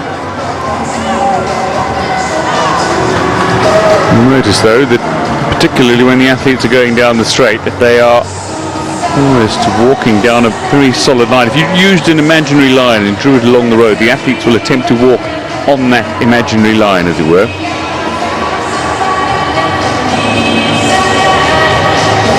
So Hendro is coming up to the water station. He's currently second.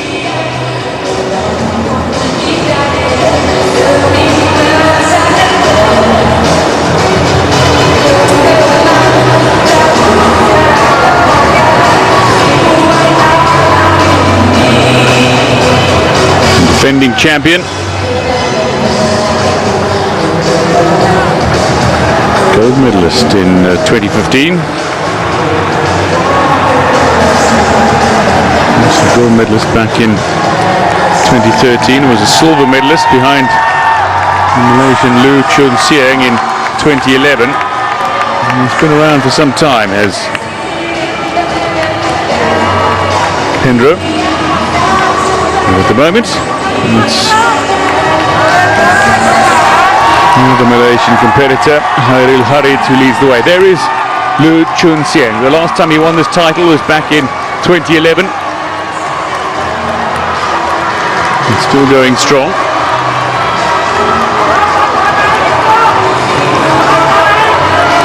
A lot of conversations going on between a few of the competitors near the back, Kitipong Chongduang of Thailand. Just talking away, it's not the easiest race to complete. So the hour mark has come and gone. Around about another half an hour, I'd imagine, still of race walking to do.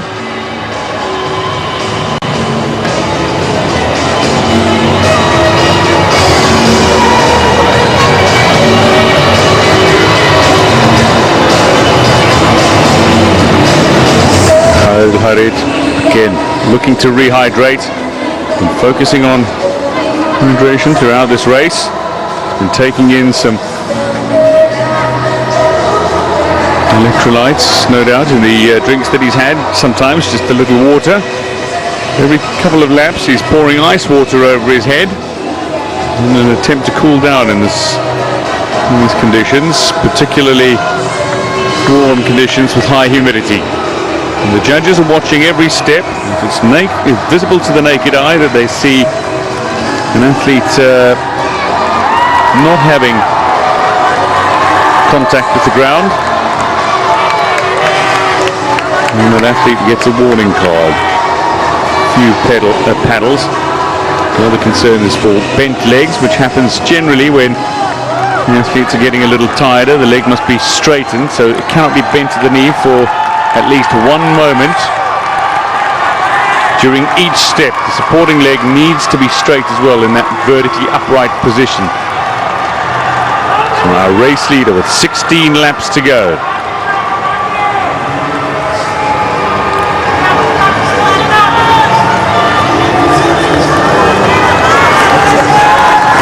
Every so often you'll see a judge step out and wave a paddle in front of the athlete concerned. Hairil just trying to put a little pressure now on one of the backtrackers, Nguyen Tan Nguyen of Vietnam.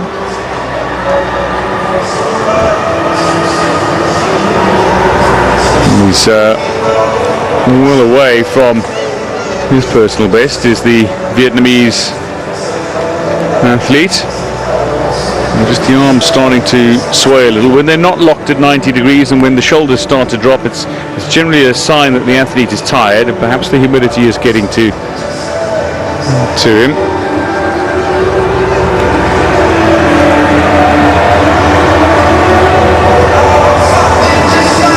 So notice with the best of the race walkers, thumbs are always relaxed at the hands, 90 degrees at the elbow, the arms swing from the head along the side of the hips to the chest, then back again.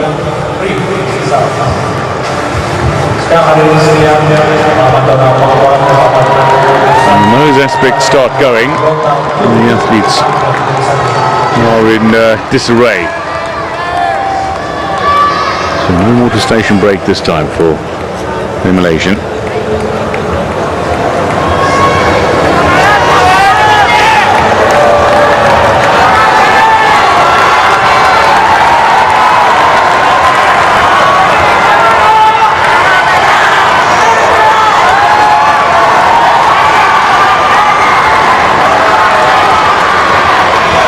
Again, lapping opponents. Van Vin of Vietnam now being lapped. And he's just extending his advantage as well, not only over the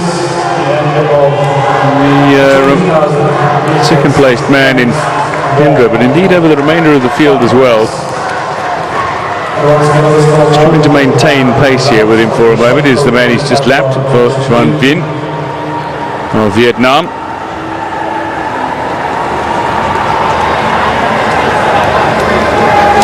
Later in the evening, we will have the men's decathlon, which will for high jump, men's shot put finals, women's 400 meters hurdles finals, and the last event for the night will be the men's 400 meters hurdles finals.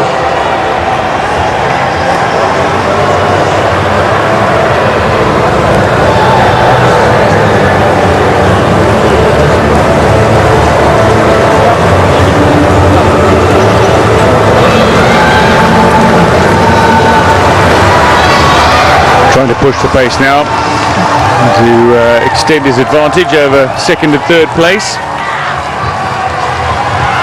Khairul Harit of Malaysia for his first gold medal in the Southeast Asia Games. The last Malaysian to win gold in the 20-kilometer race walk was Lu Chun Sieng.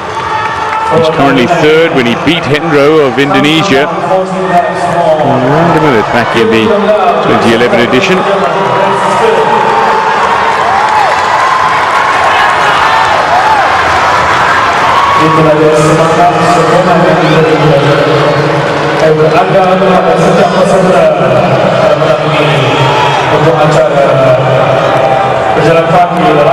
Khairul Harit running a smart race. He's hydrated when necessary. He's managed to keep himself cool as well in these relatively humid conditions. He's going around the outside of Ardit Sviricai, who's been lapped a couple of times already. This is a good little battle here from Hendro. He's pushing hard. Now, around a lap ago, Khairul Harit was really starting to push the pace. He was getting himself into a really good position. Just looks like he's starting to struggle slightly. The head is swaying just a little. And Hendro is surely going to pass him here. Two-time defending champion. And here comes the passing move that the crowd did not want to see. The Malaysian is being passed.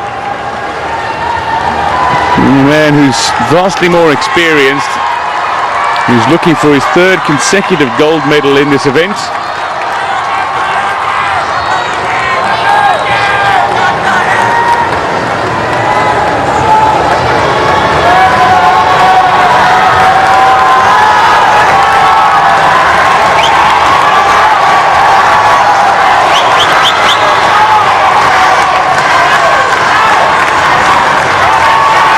Well, chants of Khairul all around the Bukit Jalil National Stadium.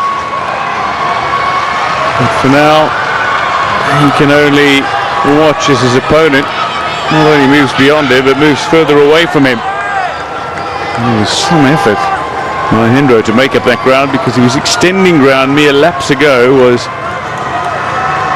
Khairul Harit.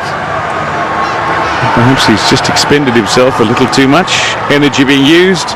And Hendro taking full advantage, using his wiles, his experience.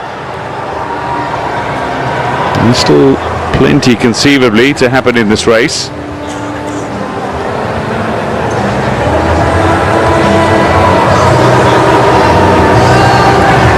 Third place is currently some way back. So Hendro now rehydrating, and the rest of the cold water will go over his head.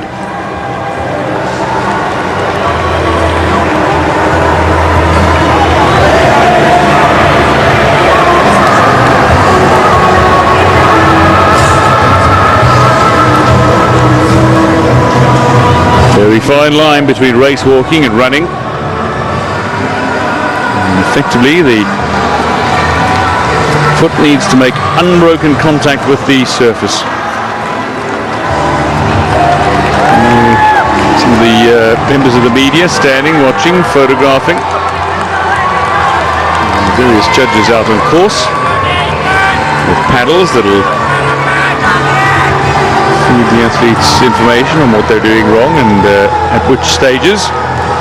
If the judge wants to warn an athlete in danger of breaking the rule, they can actually hold up one of the two paddles that they use, the sideways S or the inverted L symbol, which donate the two ways in which athletes can violate the rules of race walking. The loss of contact rule is the sideways S, and the bent knee rule, in which the leg must be straightened, in other words not bent at the knee for at least one part of the movement during each step, and the supporting leg must be straight in the vertically upright position. If not, the race walker could be regarded as breaking into a run, and therefore the walker will be cautioned.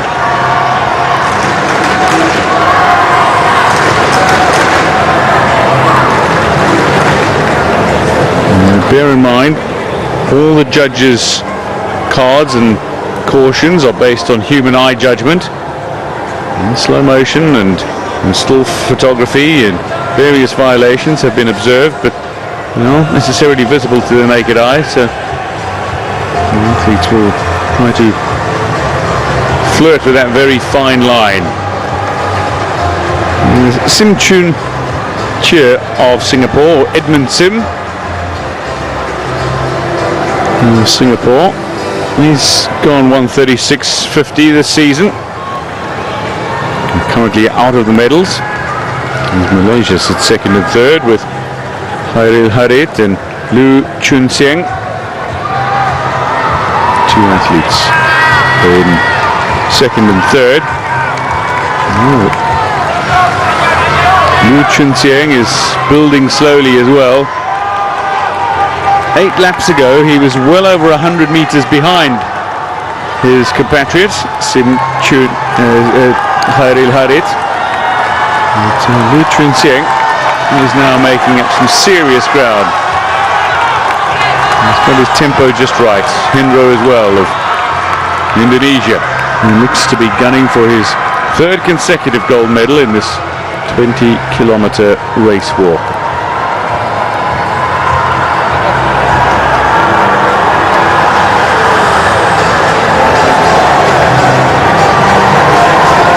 Two Vietnamese athletes coming up to the bell.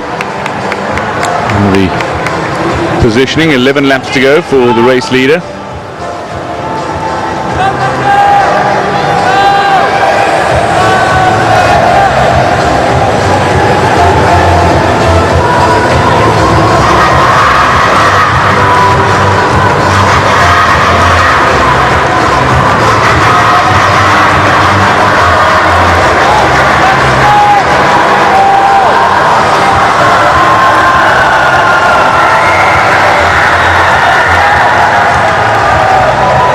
This now is going to be a little bit of a slower race as well. Khairil Harit just pulled back slightly. I feel we're going to be well over the 130 mark here, closer to the 134, 135 at current pace. It depends on how strongly Hendro will continue to push, and whether or not Lu Chun Sieng is going to stay with him. Now, there's the board that you sometimes see, and those panels are up. The bent knee one was the very top one, and the sideways S, so loss of contact. Oh, collision with the athletes. Very apologetic. There's the Singaporean Edmund Sim. He's trying to go past him. He's the man from Malaysia who was champion 2 years ago. He's up into second place overall, just drifting across. Well, technically it would be a violation there from Singaporean, but drifted across, colliding with the Malaysian race walker. who is currently second overall, having left Khairul Harit behind. And Hendro leading a lone race, but keeping pace with him. He's the Malaysian Loh Chun Sieng. So those boards that you saw, posting boards, they placed right on the course. They're always visible to the walkers, and they're updated constantly during the race, so the athletes know what they have done wrong and are well aware of what infringements they have committed.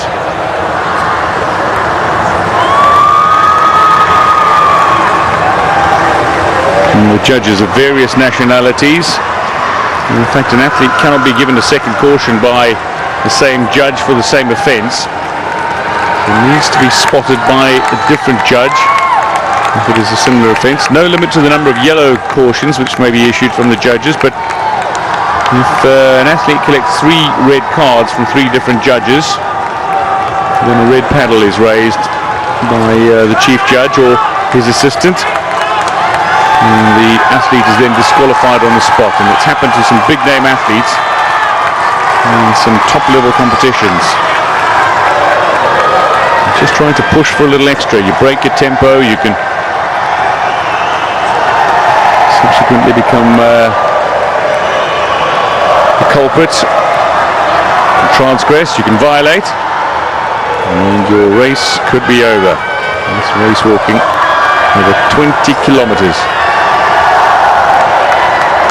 So 50 laps of this oval track at the Bukit Jalil National Stadium.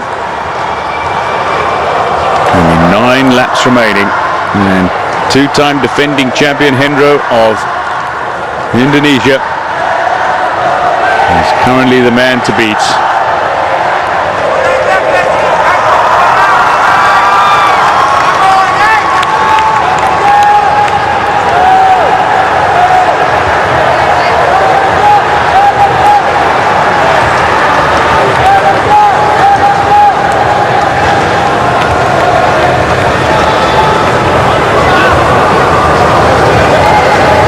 This is the second place athlete, Loh Chun Sieng.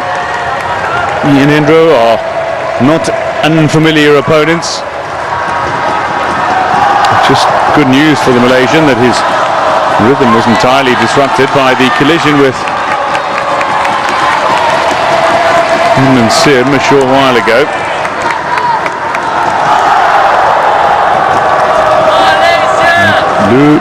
Loh Chun Sieng. He looks like he's making up a little ground here.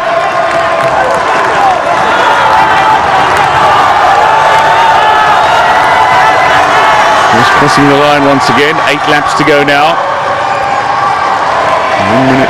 1 hour 17 minutes.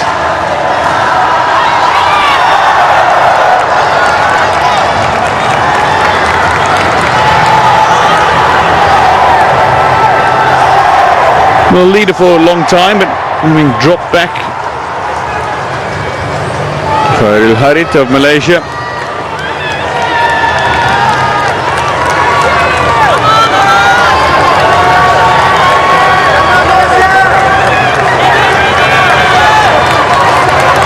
And deciding to sweep off to one of the watering stations.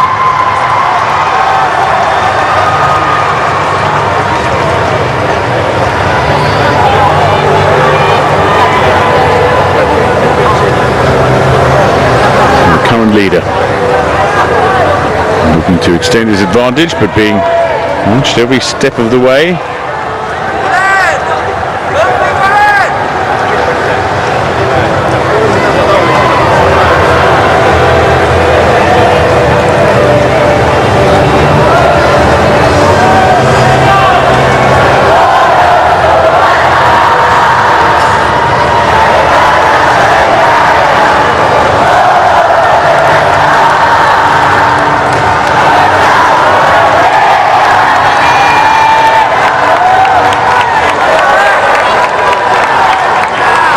Plenty of encouragement for Loh Chun Sieng. 127.50 already this season for him. Henro has gone sub 129. There's going to be very little to separate them, but it doesn't look like it is going to be quite in record-breaking time in terms of SEA Games record. 7 laps to go now, and Henro still holding on, being chased down by Lo Chun Sieng. And both these men have been in similar positions previously.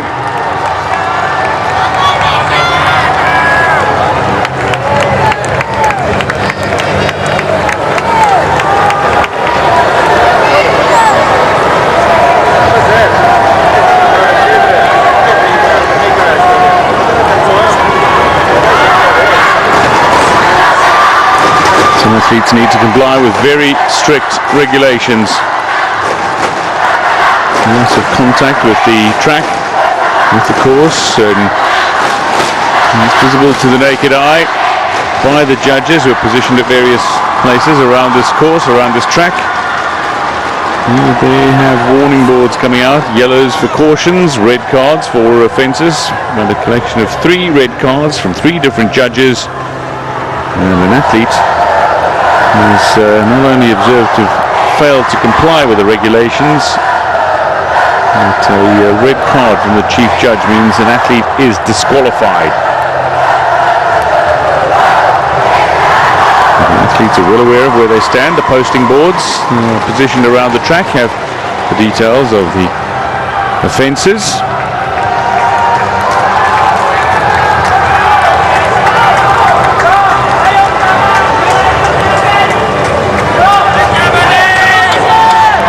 So Henro is comfortably going about his business here. Looking very comfortable still. Not quite extending his advantage, but he's not allowing Lo Chun Sieng to catch up. Just under 6 laps to go now.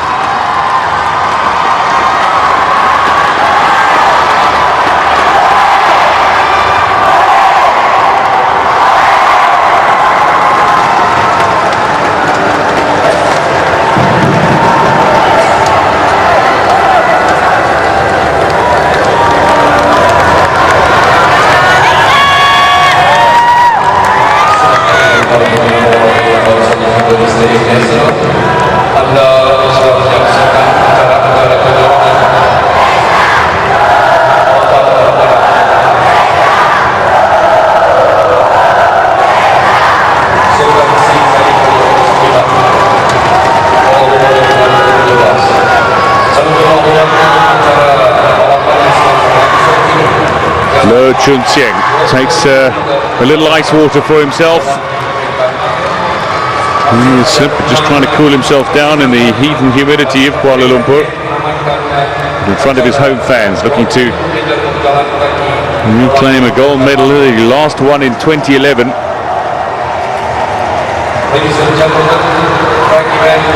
Southeast Asian Games that was in Indonesia, in fact, where Henro was beaten into second. So Henro would love to get one back over Lo Chun Sieng in front of his home crowd. Again, lapping Kitpong Chonduang of Thailand.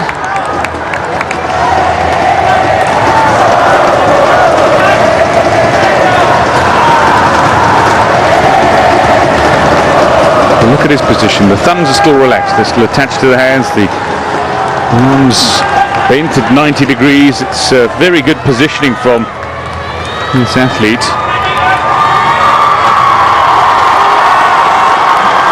.90 degrees at the elbow, the arms swinging from the head along the sides, the hips to the chest, and then back again.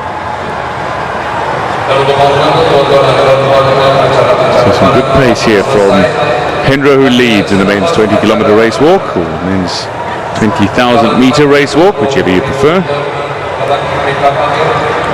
And we're well past the Asian record already.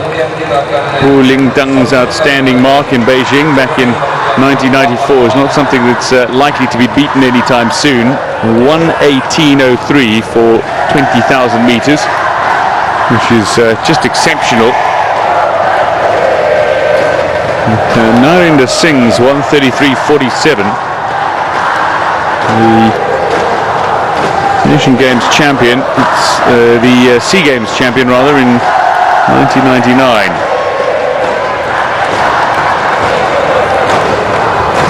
There's still the potential perhaps to beat it, but it doesn't look like that's a record that is likely to go. Lo Chun Sieng of Malaysia, second overall currently, desperately trying to find a chink in Hendro's proverbial armour and trying to drag him back in. Hendro's just doing enough to stay out in front and doesn't want to transgress, doesn't want to break any further rules. Khairil Haritz holding on to third regardless, the long-time leader in this 20,000 metre walk.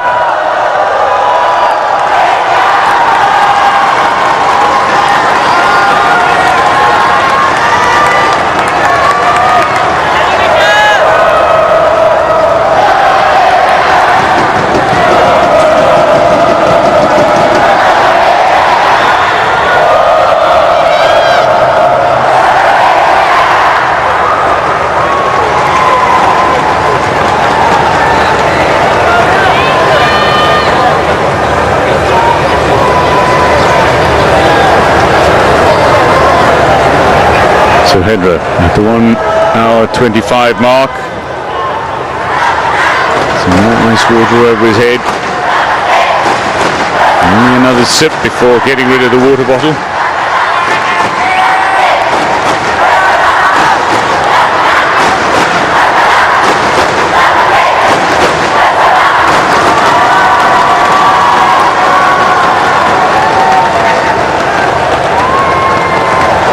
Second place, still on the cards here.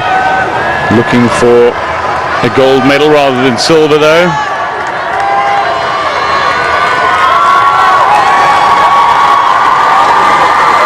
Hendro lapping another back marker. Edmund Sim, and the last time he was being lapped by Lo Chun Sieng, ended up drifting in towards his opponent and subsequently colliding with him. So this time giving a very deliberate wide berth.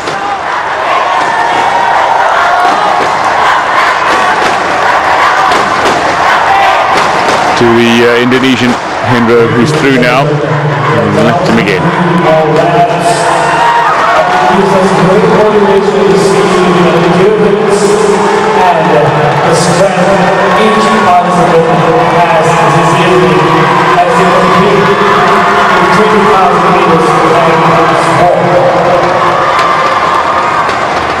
And I'm sure we have much more stamina to give them the greatest round of applause and support and encouragement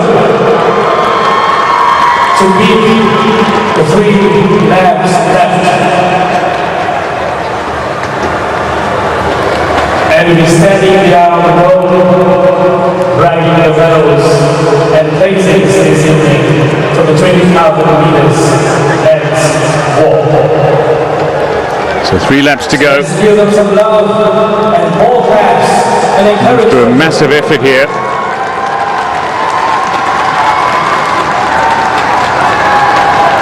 As they complete 3 more laps.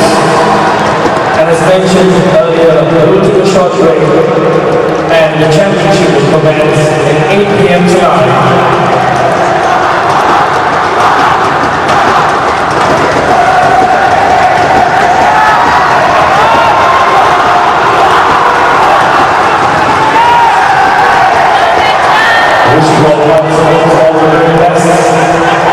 Hendro looking to hold on.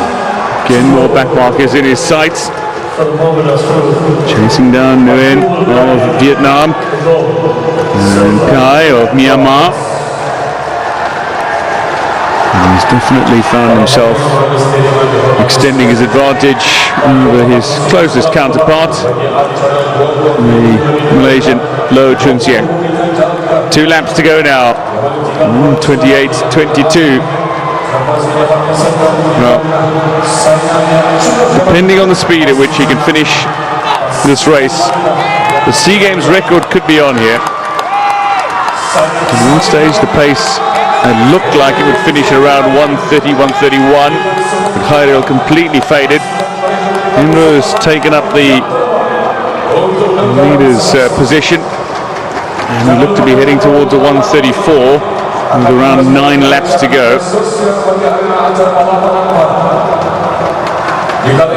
Just how much does he have left? Not only to finish out this race, but indeed to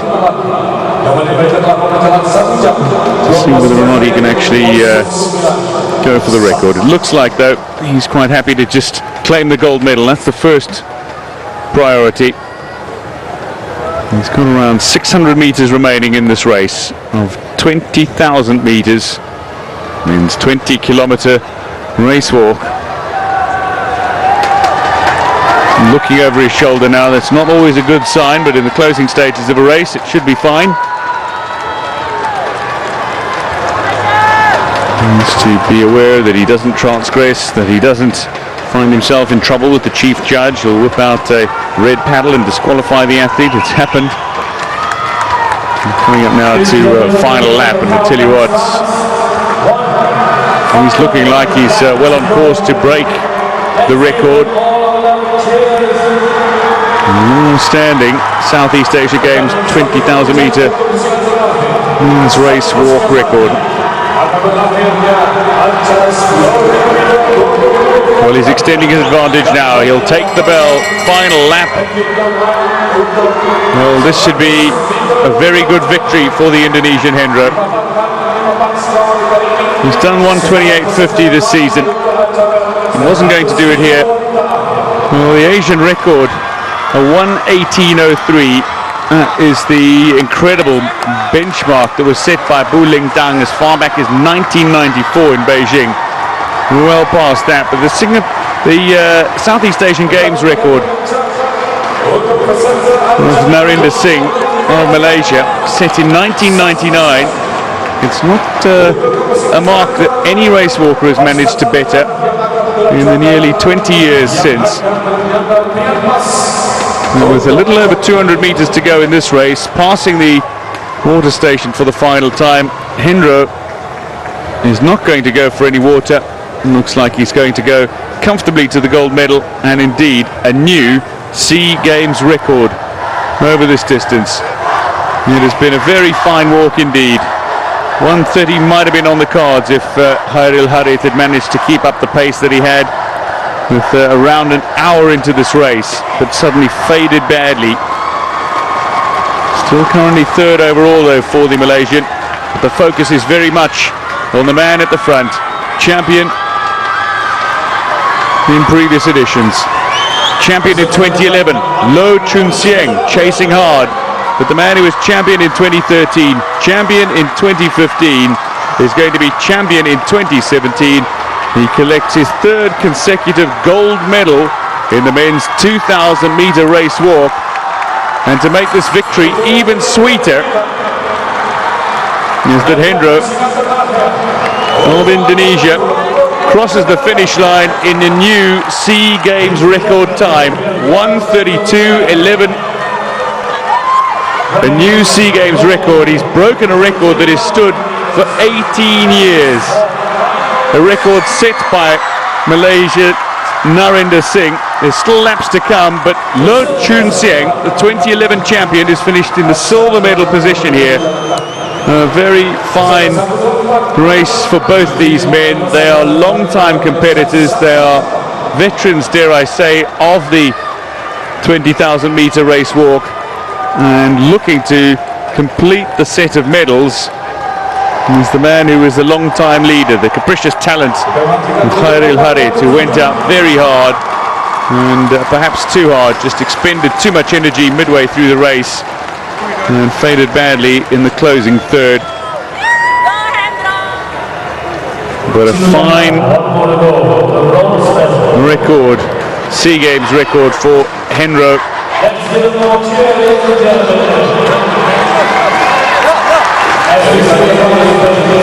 Well, while he is celebrating his victory, Hendro, there are still several competitors on the track. Surichai of Thailand, Kittipong of Thailand, Sim of Singapore, Vo and Nguyen of Vietnam, and Pia of Myanmar. But coming home in third is Khairil Harith of Malaysia. So Malaysia finished with silver and bronze in this men's 20,000 metre race walk. Man who led for the longest time and then faded in the final third. Khairil Harith will take the bronze medal behind his compatriot Lo Chun Sieng, who took silver, and both behind the champion in record time, Hendro of Indonesia.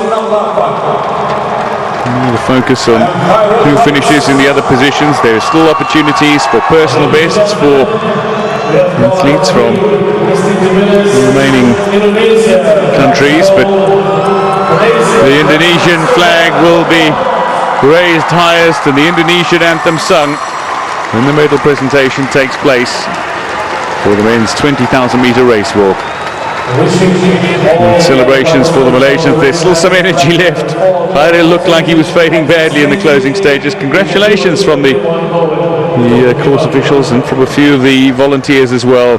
But in a new SEA Games record time, Hendro of Indonesia has won the men's 20,000 metre race walk.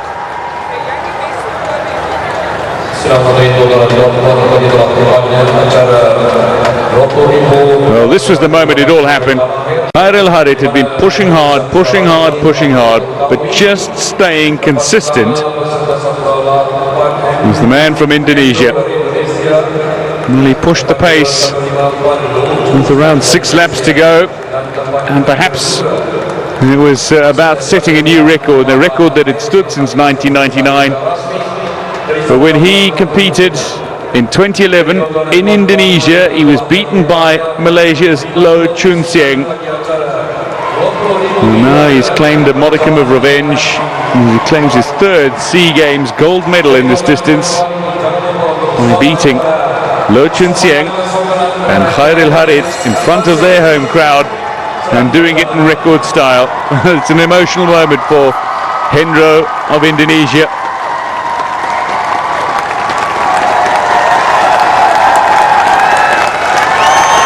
Well, the Malaysians being applauded for their efforts in the 20-kilometre race walk. Oh, Chun Sieng still looked very fresh at the end, just didn't have enough to push Hendro, didn't have quite the tempo.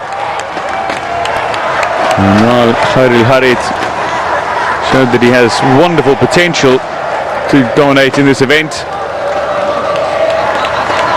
Couldn't keep up the consistent pace. And Khairil Harith finishes with a bronze medal.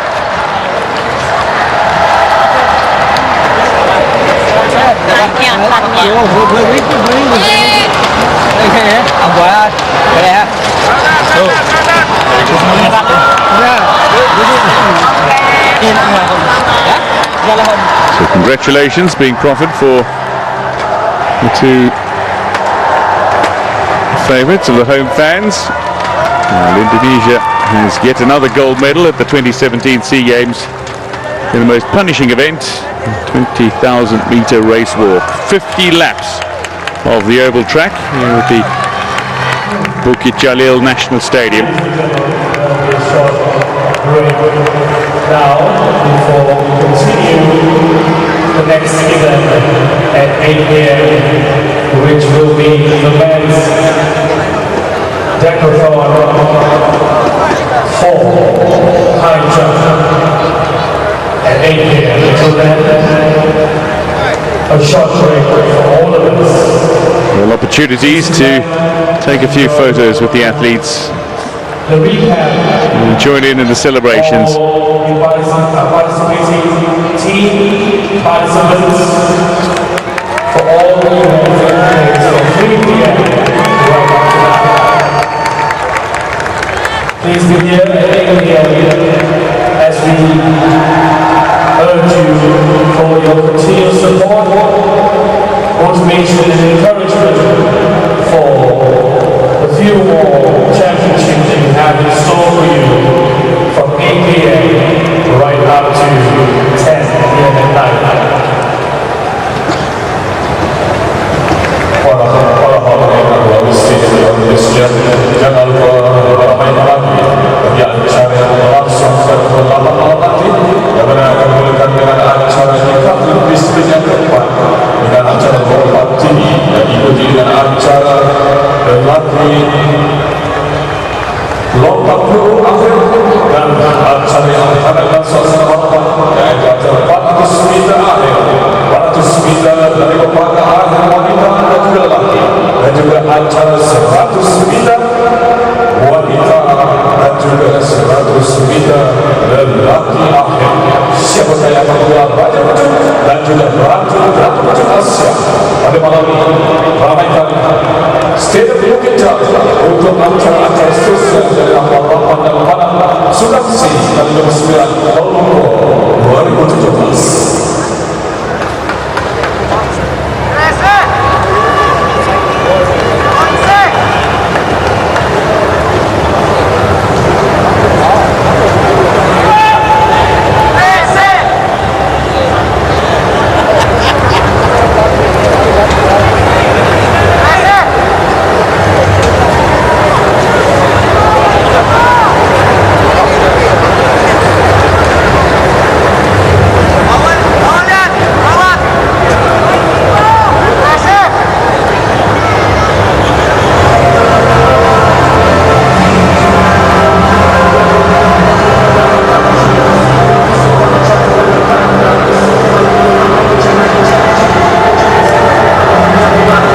Then of those who advance to the women's 100 meter final. And these are the men who will be doing battle to be crowned Southeast Asia's fastest.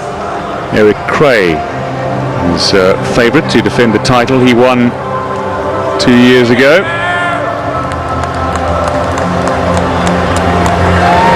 And these are the results of the men's 400 meter hurdle semi-finals. Halamoran was the athlete from Indonesia who managed to sneak into the final overall. Again, the 400 meter hurdles, it'll be Eric Cray who is fancied to advance.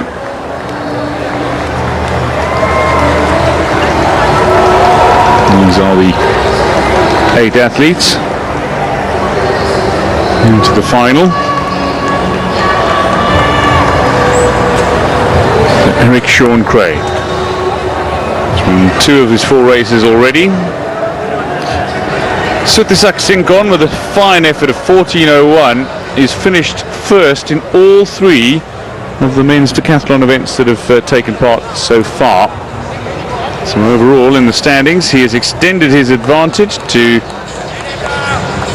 just over 200 points ahead of Aries Toledo of Philippines.